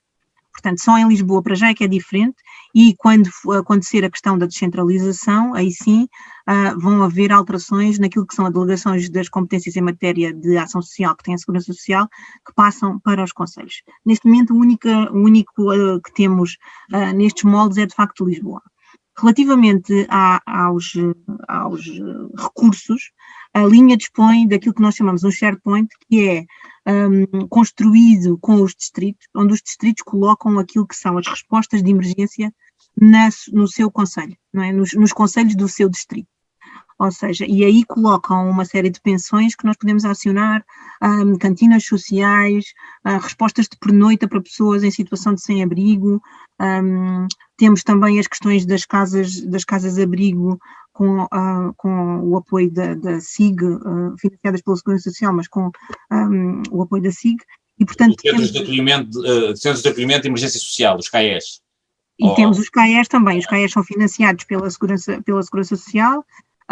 Estamos a tentar que possam haver mais CAES a nível nacional, e isso tem obviamente sempre a ver, e são sempre articulações territorializadas, se quiseres, não é? Articulações que os centros distritais depois desenvolvem com parceiros da sociedade civil, com as autarquias, e portanto são respostas que são encontradas a esse nível. As cantinas sociais são, por exemplo, alguma coisa que está protocolado com a Segurança Social, e portanto estão identificadas, basicamente há um mapeamento das respostas tipificadas em cada concelho, e que nós podemos consultar à medida das situações que nos vão chegando. Portanto, obviamente que há situações onde temos que desencadear respostas que não pensamos, não é? Às vezes a criatividade impõe-se. E na questão da Covid foram aparecendo, imagina, várias respostas, por exemplo, promovidas pelas juntas de freguesia, por exemplo, a questão do continuar a marchar, e toda a sociedade civil organizou-se de uma tal maneira que às vezes nós tivemos que acompanhar ou tentar acompanhar o ritmo a que a solidariedade de cada grupo se foi fazendo ao nível. As juntas de freguesia abriram aquelas linhas de apoio para cidadãos que estavam em situação de vulnerabilidade, portanto nós fomos tentando acompanhar essa situação. Eu notei que à medida que íamos, no início havia alguma, não sei se era um preconceito, mas, por exemplo, a rede de apoio da marcha era uma coisa informal, e por isso, quando nós tentávamos ligar para uma junta de freguesia por causa do Fundo de Emergência Social, para perceber porque é que não estava a ser atribuído, ou porque é que havia, e houve, infelizmente, em alguns casos, alguma transfobia, alguma chegaram a negar a existência do FES, por exemplo, algumas juntas de freguesia, mas mesmo a Santa Casa tinha assim uma relação. À medida que isto foi passando, começaram a ver nestas iniciativas informais, nestas redes informais, parceiros e não adversários. E hoje em dia acho que isso está a funcionar muito melhor, porque toda a gente percebeu que temos a ganhar se trabalharmos juntos. Sim, quer dizer, eu não imagino que vejamos adversários, não é? Mas talvez possa ser eu, mas eu de facto não vejo que vejamos adversários. O que eu senti foi que de facto foi muito complicado acompanhar o ritmo das várias iniciativas que foram existindo a nível nacional, mas porque todos nós nos estávamos a tentar organizar para alguma coisa que não conhecíamos, não é? E, portanto, não eram as respostas tradicionais, quer dizer, para além das respostas tradicionais, tínhamos uma série de coisas a acontecer, no caso da Segurança Social, a acontecer pelo país todo, não é? E que podiam ser, de facto, bons complementos de respostas às situações que nos podem surgir dos sítios de Portugal que eu vou conhecendo, porque havia um Portugal que eu desconhecia de terras e de coisas mais pequeninas. Isso também tem sido uma aprendizagem, portanto aí eu acho que os locais, a comunidade e as instituições de base local foram determinantes para esta resposta, o que eu considero é que de facto foram difíceis de acompanhar o ritmo. As questões ligadas à transfobia, eu acho que isto obviamente tem a ver com o facto de, como te disse no início, o sistema estar polarizado entre o masculino e o feminino, não é? E, portanto, eu acho que também temos que dar tempo ao sistema, obviamente fazendo todos o nosso papel de pica-miolos neste processo, de ir introduzindo outras cores do arco-íris, porque para já só tem assim algumas. É exatamente essa. Olha, tu dizes uma coisa muito bonita, aliás, o texto que tu escreveste para comemorar os 19 anos da linha é muito bonito. E a dada altura tu falas que a linha promove de alguma forma uma possibilidade de recomeço para vidas muitas vezes pautadas por um contínuo de desesperança. Sentes que há pessoas que de repente encontram ali, olha, a gente estava a falar há bocado de novelos, a ponta do novelo, para depois começar a desenrolar. Sinto que encontram a ponta do novelo, sim. Sinto que encontram a ponta do novelo e às vezes até nos telefonam a dizer como foi importante para elas, devolvem-nos, não é? Às vezes nas linhas é muito este toca e foge, tu fazes aquilo e às vezes ficas a pensar, o que será que aconteceu àquela pessoa que obviamente depois passou para o centro distrital e nós vamos tendo feedback, mas já não é pela primeira pessoa, é um feedback diferente, é o feedback pelo colega que pegou na outra ponta do novelo naquela situação. Mas há pessoas que nos devolvem a chamada justamente para agradecer o cuidado daquele momento, isso é de facto muito reconfortante e sim, eu acho que há vidas, eu gostaria de saber mais sobre elas, mas há vidas que de facto pautaram o recomeço por aquele contacto que naquele dia tu não vês luz em lado nenhum, não é? Tudo é um mar de dificuldades e de facto naquele dia fez a diferença na vida de alguém. E, portanto, como sempre foi o meu lema desde que trabalho, se eu fizer a diferença na vida de uma pessoa, já é uma coisa extraordinária. Portanto, se pudermos fazer a diferença na vida de mais pessoas, é ainda mais espetacular. No fundo, aquela chamada pode ser o primeiro dia no resto das vidas de muitas pessoas. Sim, e na questão da alimentação tivemos muito isso.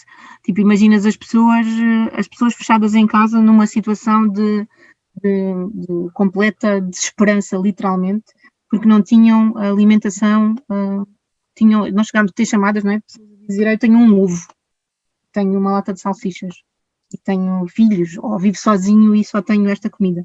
E, portanto, quando de repente lhe entra pela casa adentro alguém que lhe vai deixar a alimentação à porta de casa e tivemos essa situação, uma situação muito interessante, de coisas comunitárias que fomos sabendo, não é? E às vezes isto das redes sociais foi muito importante e tivemos histórias deliciosas de eu saber que na escola do meu filho as auxiliares tinham organizado para num determinado bairro responder a uma determinada situação e eu tinha uma situação e não conseguíamos falar para lado nenhum e de-lhes ligar e dizer onde é que vocês fazem entregas. E elas me dizerem, olha, vamos sair já, vamos já resolver a situação e foram. Um grande beijinho para a Carla, que eu vou pedir-lhe que ouça isto, porque de facto às vezes esta devolução também é muito importante. E elas foram à casa da pessoa e dizia-me ela, e eu cheguei lá e perguntei ao senhor, sabe arranjar peixe? É que eu trouxe-lhe peixe.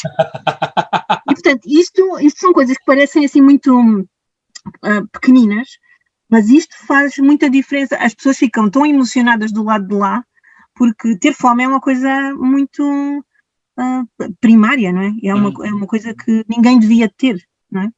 E, portanto, às vezes é difícil, não é? A música que ouvimos dizia, eu sou o meu próprio lar, mas às vezes isso não chega, não é? E, portanto, tivemos situações maravilhosas. Espero que tenhamos tido mais que a gente não sabe. Tu próprio reconheces nesse texto que o sistema não é perfeito, que não existem respostas perfeitas para a vulnerabilidade, oh meu Deus, isto é um trava-línguas e eu estava gago, mas que isso simultaneamente permite uma margem de progressão, um trampolim para poder crescer e evoluir. Para chegar onde? Qual é que é o teu objetivo? O que é que tu gostavas, onde é que tu gostavas de chegar com a linha, com esta resposta? Eu gostava que as pessoas, e não só as pessoas nessa situação mais, queres nas pontas, né, de mais marginal, mas que todas as pessoas reconhecessem a linha como um serviço público e que agora está muito na moda dizermos que todos nós somos agentes de proteção civil, por causa da pandemia, Sim. e eu acho que todos nós também temos esta obrigação de zelar por aquilo que são boas políticas sociais, para onde vão todos os nossos descontos.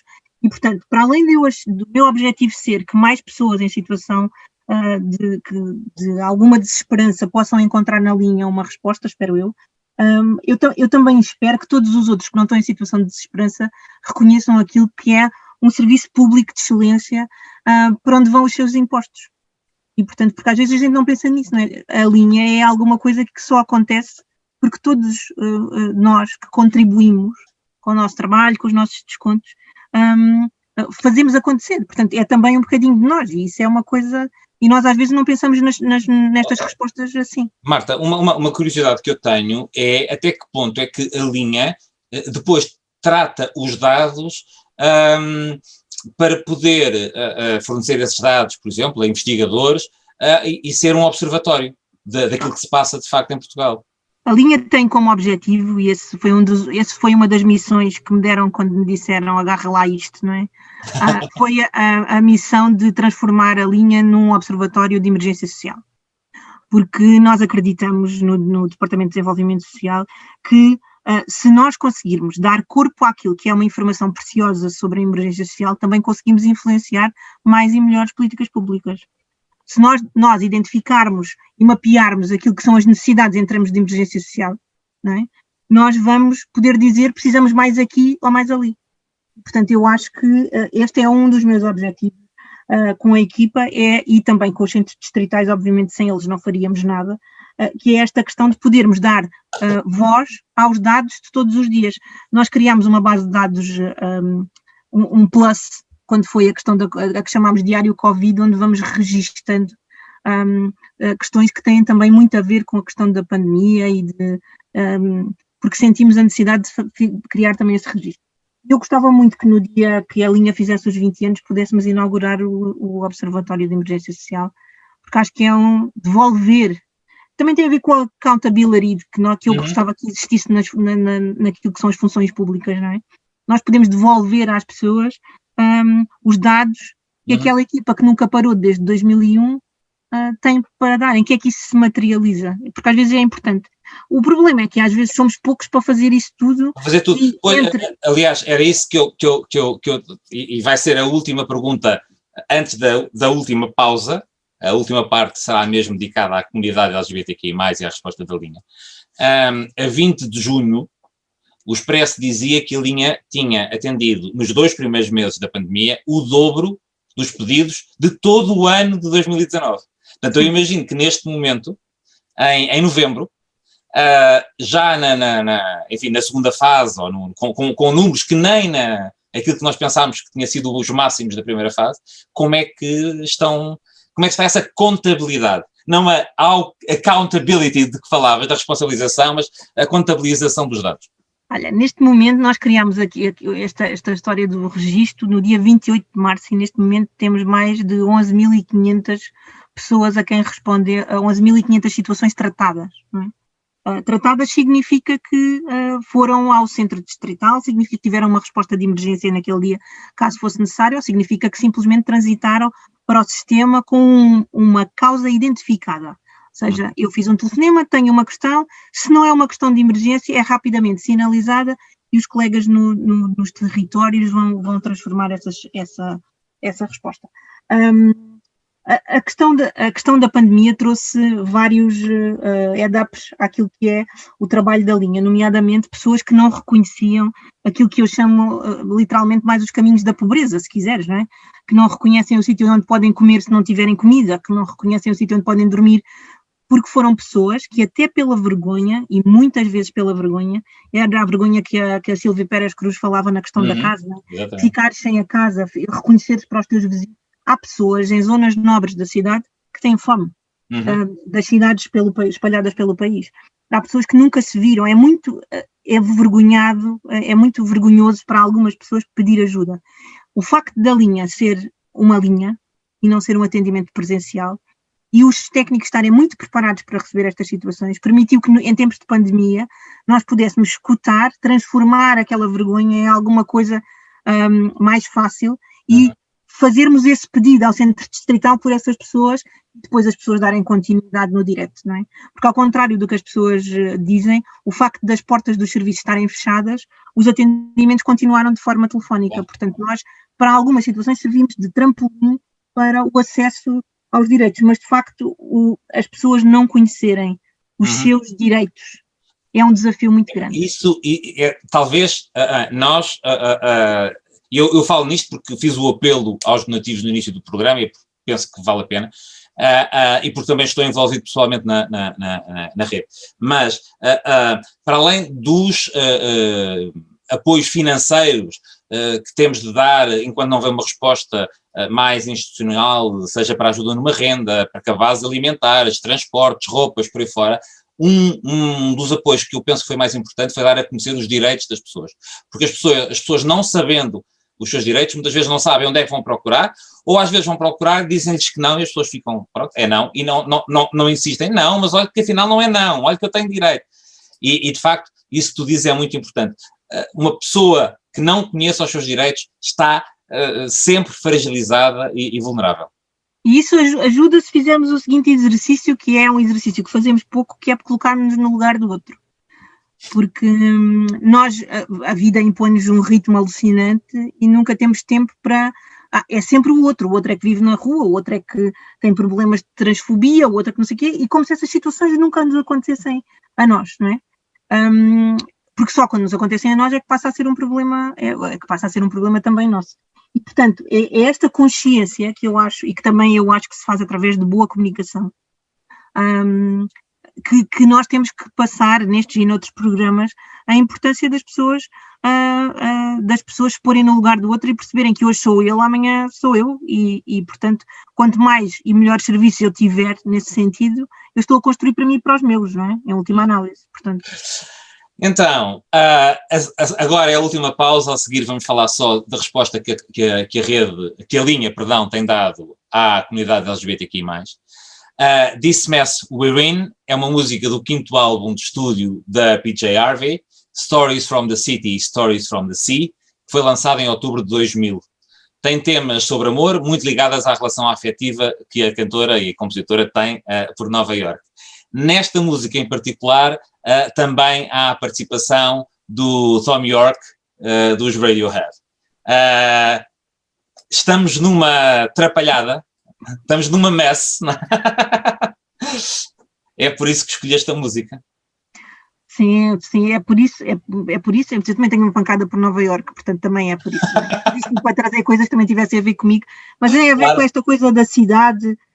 Depois tem a ver com eu podia escolher poucas músicas, eu sei que juntar o Thom Yorke e a PJ Harvey conseguia responder aqui a uma ansiedade minha de ter deixado tantos dos meus mestres de fora, mas sobretudo esta questão de estarem sozinhos na cidade, daquela poder ser a única noite, e porque de facto a linha, isto até vai, para mim é um bocado doce, vem para as histórias de amor. Não é? Pessoas que por coisas meio solapadas, coisas também às vezes têm a ver com a nossa dimensão de saúde mental, nos colocamos em situações muito confusas, não é? São muito messy, portanto, como é que nós podemos sair delas? E portanto eu achei que esta poderia ser um bom título. Então vamos ouvir.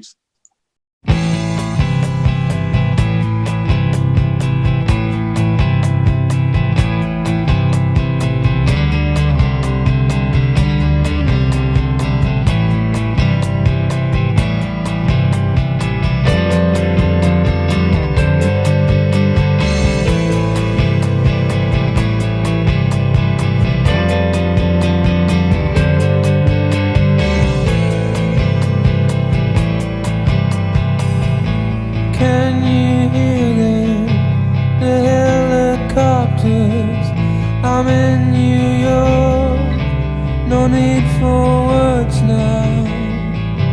We sit in silence, you look me in the eye directly.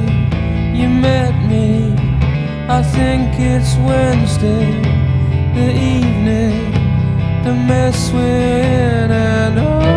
The city sunset over me. Oh, the city sunset over me.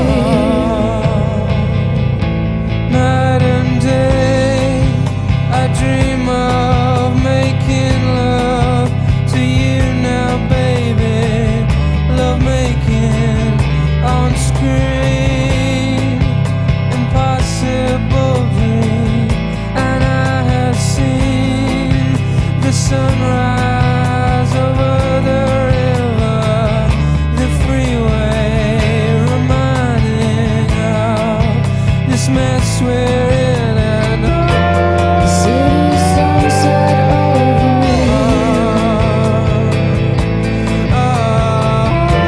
The city sunset over me.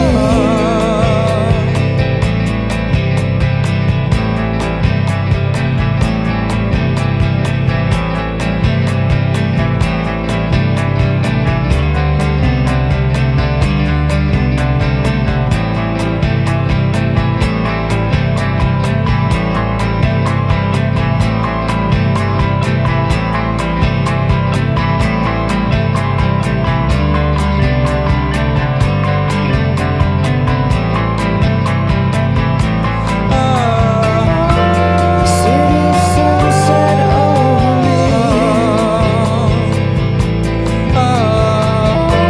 The city sunset over me. what were you wanting? What was it you wanted? I just wanna I just wanna say, don't ever change. don't ever change now, baby. Thank you. And thank you. I don't think we will meet again. I don't think we will And we must meet leave now, again. before the sun rises over the skyscrapers Before the and the city sun landscape comes into above being. skyscrapers. Sweat on my skin. Oh, This mess we're in, and the city sunset over me. The city sunset over me. The city sunset over me. The city sunset over me.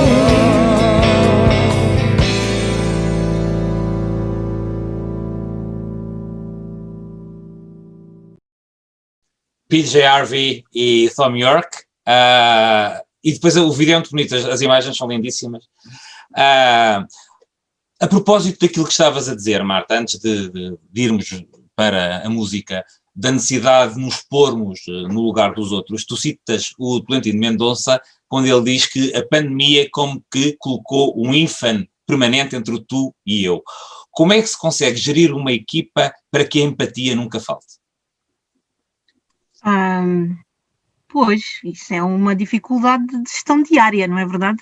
Eu acho que não falta empatia. Por acaso eu sinto que a equipa da linha, talvez também por ser uma equipa que não está no contacto direto no sentido da pessoa, de ter a pessoa à frente, ainda acredita, ainda está muito disponível para as pessoas. E depois, há outra característica desta equipa que a torna ainda mais interessante, é que é muito participativa e todos eles estão sempre a dar sugestões de melhoria do serviço. Porque, de facto, não encontro na linha ninguém que não seja absolutamente apaixonado por aquilo que faz. Quando eu cheguei, havia alguém que me dizia, não me imagino fazer outra coisa na vida, não é? E, portanto, por mais, eu tenho também tentado e gostaria agora mais ainda, de podermos instaurar a questão da supervisão, que eu acho determinante num serviço como este, porque isto é muito esgotante, não é? É muito esgotante, às vezes não só pelas situações, mas quando nós não temos resposta para as situações. Ou porque as respostas estão cheias, ou porque não chegam, ou porque a situação é tão difícil que não há uma resposta para aquela situação. E, portanto, isso também é muito difícil gerir. Eu quero mesmo reconhecer isto publicamente, porque tenho tido necessidade de contactar, para fazer a ponte com algumas pessoas que têm maiores debilidades e que não conseguem contactar diretamente a linha, tenho ligado para a linha. E o atendimento é rápido, e não é ninguém sabe do outro lado que sou eu que estou a ligar, não é? É muito rápido. E há uma coisa que me impressionou muito, não só a simpatia como a empatia, a tentativa de explorar sempre todas as possibilidades, mesmo que à partida pareça que não existe possibilidade, eu nunca ouvi um não redondo, tipo, não. Há sempre ali uma tentativa, vamos tentar por aqui, vamos tentar por ali. E depois há uma questão que a mim me diz muito, que tem a ver com a transfobia também, que falámos há pouco, com a história de pessoas não binárias, que tivemos alguns relatos complicados, nomeadamente a nível das juntas de freguesia, e que não houve nunca ninguém das pessoas da triagem, aquelas primeiras pessoas que pedem alguns dados, de quem é que estamos a falar e tal, que se recusasse a falar, a tratar uma pessoa pelo nome social, apesar da pessoa ainda não ter mudado, por exemplo, o nome no bilhete de identidade. E, aliás, mais, fazem o seguinte, muitas vezes dizem, olhem, a Maria, eu peço desculpa, mas é que no documento que eu aqui tenho, ainda está Manel, é só para a identificação, mas essa senhora, ou seja, é impressionante. E isso eu tenho que agradecer à equipa e possivelmente não sei qual é que é o mérito que tu tens, porque tu, para além da disponibilidade, tens uma sensibilidade muito especial para as questões da comunidade LGBTQI+. E acho que todos temos que te agradecer por isso. Não sei se a equipa já estava formatada ou se foste tu que a formataste. Não creio. Eu creio que era uma coisa que já vinha de antes. A única coisa que eu instaurei é que cada vez que me dirijo à minha equipa, digo olá a todos com X. Isso comecei a... eu não acho que tenha tido assim tanto impacto. É óbvio que como te disse, eu trouxe comigo algumas personagens da minha vida e que também estão elas ligadas a... Eu tenho, obviamente, uma sensibilidade particular para as pessoas que usam drogas e recorrem à linha, porque eu sei que se, por exemplo, meter uma pessoa com um consumo de álcool num sítio onde ela tenha que fazer isolamento obrigatório por causa da questão da Covid, essa pessoa não vai aceitar. E, portanto, é obviamente que eu, Marta, tenho essa sensibilidade. Eu sei que se eu tiver um casal não binário, eu vou ter dificuldades de os acolher num espaço e, portanto, eu tenho essa sensibilidade que discuto com a equipa e não creio que tenha sido alguma coisa que eu tenha trazido à equipa. Eu sempre achei que é muito fácil falar com a equipa sobre estas questões e não senti em nenhum momento, e não é por estar aqui a falar, não tinha que falar bem deles só, não é? Mas de facto eu não senti em nenhum momento dificuldade em abordar temas que não são os clássicos. Uhum. Nós temos clássicos na ação social e a questão o arco-íris não é um tema clássico da ação social. Mas nós temos que nos preparar, não é? Aliás, é um trabalho contínuo e que eu acho que as pessoas vão fazendo individualmente, não é? E se alguém tem alguma questão, de facto, essa questão não me foi posta, mas que eu acho muito importante que nas questões da discussão de casos, que nas questões das supervisões, que também sejam postas todas as dúvidas, todas as questões, mas as pessoas põem-me questões, sei lá, às vezes até mais nas questões das drogas, dúvidas que as pessoas têm, mas numa de aprendizagem. Olha, nós nunca tivemos formação sobre isto, se calhar seria interessante. Acho que perguntar não ofende, não é? Eu acho que as pessoas devem se informar. Não podem ter vergonha de perguntar. Pronto. Não podem usar a ignorância que têm, que não é culpa sua, para atacar e para terem preconceitos, não é? Portanto, eu acho que não, e é essa abertura que eu quero que as pessoas tenham, que é se eu não sei nada sobre o que é linguagem inclusiva, se calhar vamos fazer uma formação sobre isso. Mas já se calhar um dia vamos convidar alguém para falar sobre esse assunto, por exemplo. Tu tens a noção de que as questões LGBTQI+, ou as pessoas já procuravam muito... Foi agora que houve um boom, porque nós ouvimos muito aquela questão do ficar em casa, mas há pessoas que não têm casa para ficar. E nós sabemos que é verdade, não havia pessoas que não podiam ficar em casa. Mas houve pessoas para quem o ficar em casa, apesar de terem a casa, como tu dizias há bocado, não tinham o lar, não eram acolhidas. O ambiente doméstico, o ambiente caseiro, era mais agressivo do que o ambiente da rua. E houve muitas pessoas que se sentiram a saúde psicológica posta, a saúde mental posta em causa, e houve muitas pessoas que sofreram agressões mesmo e foram postas fora de casa porque não puderam esconder mais aquilo que viviam. Sentiram esse aumento de procura por parte da comunidade?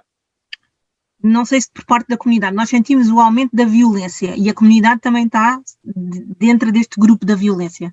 Obviamente com menor expressão daquilo que é a violência dos homens sobre mulheres, na sua maioria, obviamente dos homens, das mulheres sobre os homens, e também temos, e dentro da comunidade LGBTI também temos. Se isto já existia antes de eu chegar, eu tenho ideia que sim, até porque muitas das situações que temos vindo a acompanhar são situações que já tinham processo, que de alguma forma já tinham sido acompanhadas antes. Uma das coisas que acontece é, por exemplo, pessoas que tiveram um percurso de alguma institucionalização, por exemplo, e que agora voltam, não é?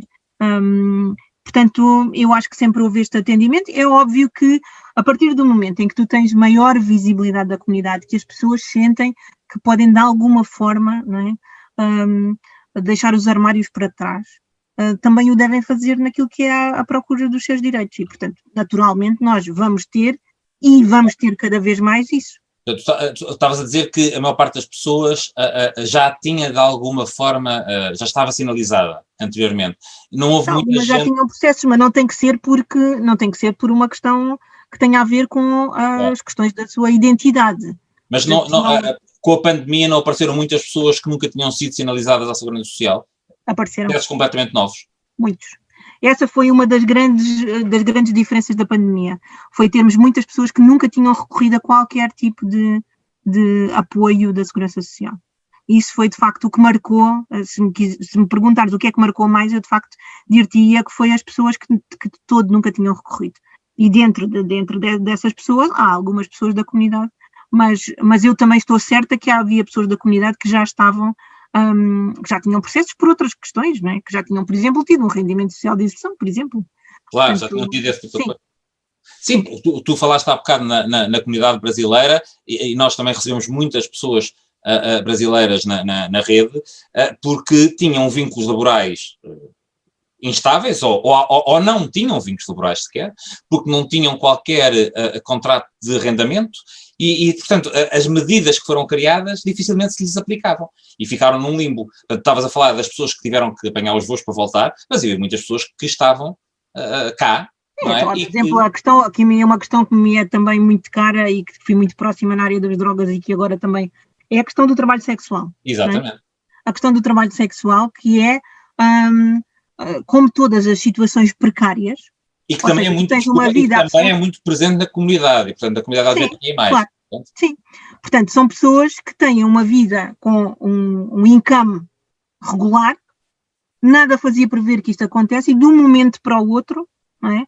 Tu até tinhas uma vida porreira, até tinhas um carro, até tinhas, não é? E depois de repente o chão fica sem chão, não é?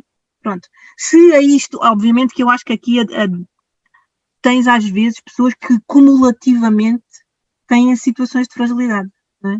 Se eu for trabalhadora do sexo, se eu for negra, se eu for LGBTI... Claro, a interseccionalidade que tanto temos falado aqui, não é? É camada sobre camada sobre camada e é complicado, sim. Sim, isso torna a pessoa muito mais fragilizada, não é? A questão do trabalho sexual torna muito difícil a verbalização de como é que eu fiquei nesta situação, porque eu tenho medo que os serviços, de alguma forma, achem que se eu fosse trabalhadora do... Não é? Às vezes é uma construção que as pessoas fazem da identidade dos serviços. Aliás, essa era uma questão que eu queria colocar, que tem a ver... nós podemos garantir a qualquer pessoa, seja trans, seja não binária, seja tenha a identidade de género, a expressão de género, a orientação sexual que tiver, que pode ligar para a 144, que não será por isso que vai ser discriminada, que não será por isso que não vai ter uma resposta. Não, isso podes ter a certeza, da mesma maneira como se não tiver documentos, por exemplo. No 144, que é uma resposta de emergência, nada disso que as pessoas um bocadinho idealizam que é um problema, na resposta de emergência não é um problema. Depois a seguir pode haver muitos nós para desatar, não é? Mas não é de todo pela sua condição, por aquilo que fizeram antes, não é de todo. Da mesma maneira como eu não deixo de dar uma resposta a um agressor, da mesma maneira como eu não deixo de dar... Não é de todo isso que está em questão. Portanto, nós não fazemos nenhuma avaliação, nós fazemos a avaliação da situação de vulnerabilidade que aquela pessoa se encontra naquele momento. Não é? Depois, todas as somas de vulnerabilidade que estas pessoas já têm pela sua vida, pelas situações a que foram expostas, pelas situações a que se expuseram, não interessam para aquilo que é a avaliação da situação de emergência. Diz uma coisa, tu tens noção se agora tem havido mais procura por quebra de rendimentos ou por violência? Tenho ideia que tem havido mais, desde a pandemia, sim, mais situações de violência, ou pessoas que pedem mais ajuda por situações de violência, e obviamente por quebra de rendimentos. Pessoas de um momento para o outro ficaram... O que é que achas que aumentou mais? Achas que proporcionalmente no mesmo grau, ou a violência, por exemplo, aumentou mais que as pessoas que procuravam por quebra de rendimentos? Eu sei que houve muita gente a procurar por quebra de rendimentos porque houve muita gente a ficar sem trabalho.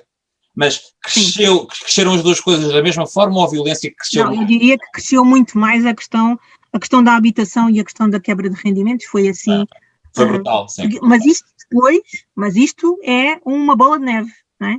Porque a seguir vem a questão da alimentação e porque, obviamente, e voltando àquela frase que tu já disseste, que o povo diz, não é? Em casa onde falta o pão, todos ralham e ninguém tem razão.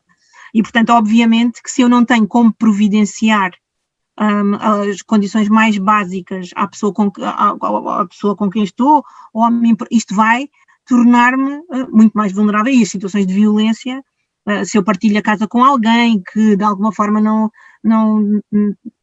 que de alguma forma está numa situação de superioridade face a mim, o facto de eu não ter como prover, e isto na comunidade já nos aconteceu diversas vezes, não é? Situações de maus tratos, porque aquela pessoa deixou de poder pagar o pouco ou dar o pouco que dava, porque são situações informais, não é? Tu estavas na casa daquela pessoa porque era temporário, era uma coisa, e de repente, no meio de tudo isto, aparece uma pandemia que não era suposto, que ninguém Bom, conseguia. a conversa está boa, eu queria continuar por aqui, mas já vamos com 2 horas de programa e, portanto, vamos ter que terminar. 2 últimas questões.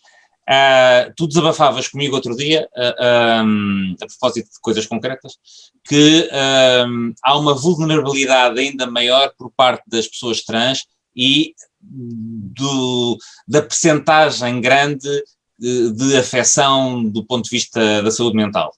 Não é? Vocês notam muito isso no serviço? Eu não sei se posso falar por vocês. As situações que me chegam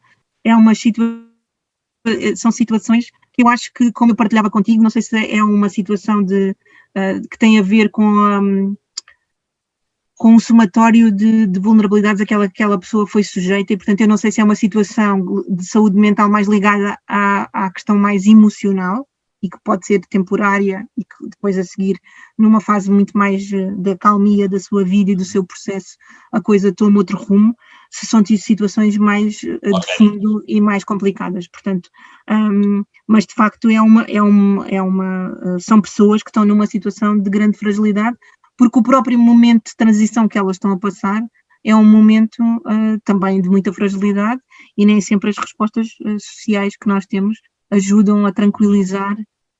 São 2 turbilhões, não é? Marta, e tendo em conta todo o apoio que a 144 tem dado às pessoas LGBTQI+, especialmente neste ano de pandemia, para quando é que a ILGA vos dá o Prémio Arco-Íris? Eu quero muito, já que fica aqui já dito que eu, para além de um dia querer ser rainha da marcha, acho isso o máximo, não, eu acho que seria muito interessante e até muito contagioso. Muito contagioso, não? Eu acho que seria muito contagioso, é bom, o facto de um serviço público ganhar o reconhecimento de uma comunidade. Mas para isso nós também temos que trabalhar para isso, não é? E portanto eu espero que estejamos com prémio ou sem prémio. O meu prémio é que de facto eu sinta que a comunidade vai reconhecendo na linha o apoio e vai vendo as suas situações com a resposta que conseguimos dar. E isso é que é o mais importante. O prémio era espetacular. Mas é a cereja. Lançamos a escada à ILGA. Bom, na próxima sexta-feira, dia 27 de novembro, voltaremos a estar aqui com mais uma pessoa convidada e um tema que tenho a certeza será do interesse de todos. Não se esqueçam de enviar as vossas perguntas e sugestões para o nosso e-mail, pldarcoiris@gmail.com, e hoje vamos deixar-vos com o vídeo dos Filhos do Arco-Íris, que é o genérico do nosso programa. Eu penso que nunca tinha falado, desde há um ano e tal, sobre o genérico do programa. Foi uma música composta de propósito para o mês do orgulho LGBT no Brasil, em 2017, e conta com vários artistas, muitos deles LGBTQI+, a Preta Gil, a Glória Groove, a Pablo Vittar, Daniela Mercury, Sandy, Fafá de Belém, Carlinhos Brown, enfim, imensas pessoas, e um dos objetivos era que os lucros revertessem a favor de fundações que lutam pela prevenção do VIH-Sida. Marta, muito, muito obrigado por teres aceitado o convite, pela tua simpatia e disponibilidade e por aquilo que, e em teu nome, agradeço a todas as pessoas, a toda a equipa da linha 144, que tem tido uma resposta, sempre que eu tenho necessitado, impressionante. Muito, muito obrigado. Bom, já sabem, não se esqueçam de doar. A partir da próxima segunda-feira, o donativo em conta bancária estará aberto e até lá, fiquem para lá do arco-íris.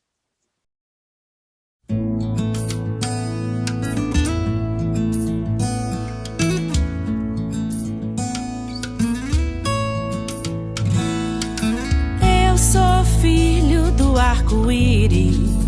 Eu tenho outra íris, eu tenho outro olhar.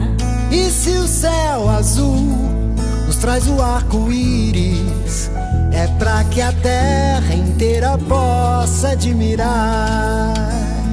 Por isso esse amor e esse orgulho que a vida colocou dentro de mim.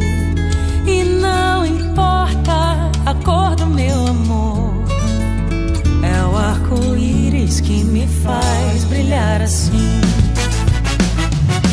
Eu sou filho do arco-íris, eu tenho outra íris, eu tenho outro olhar.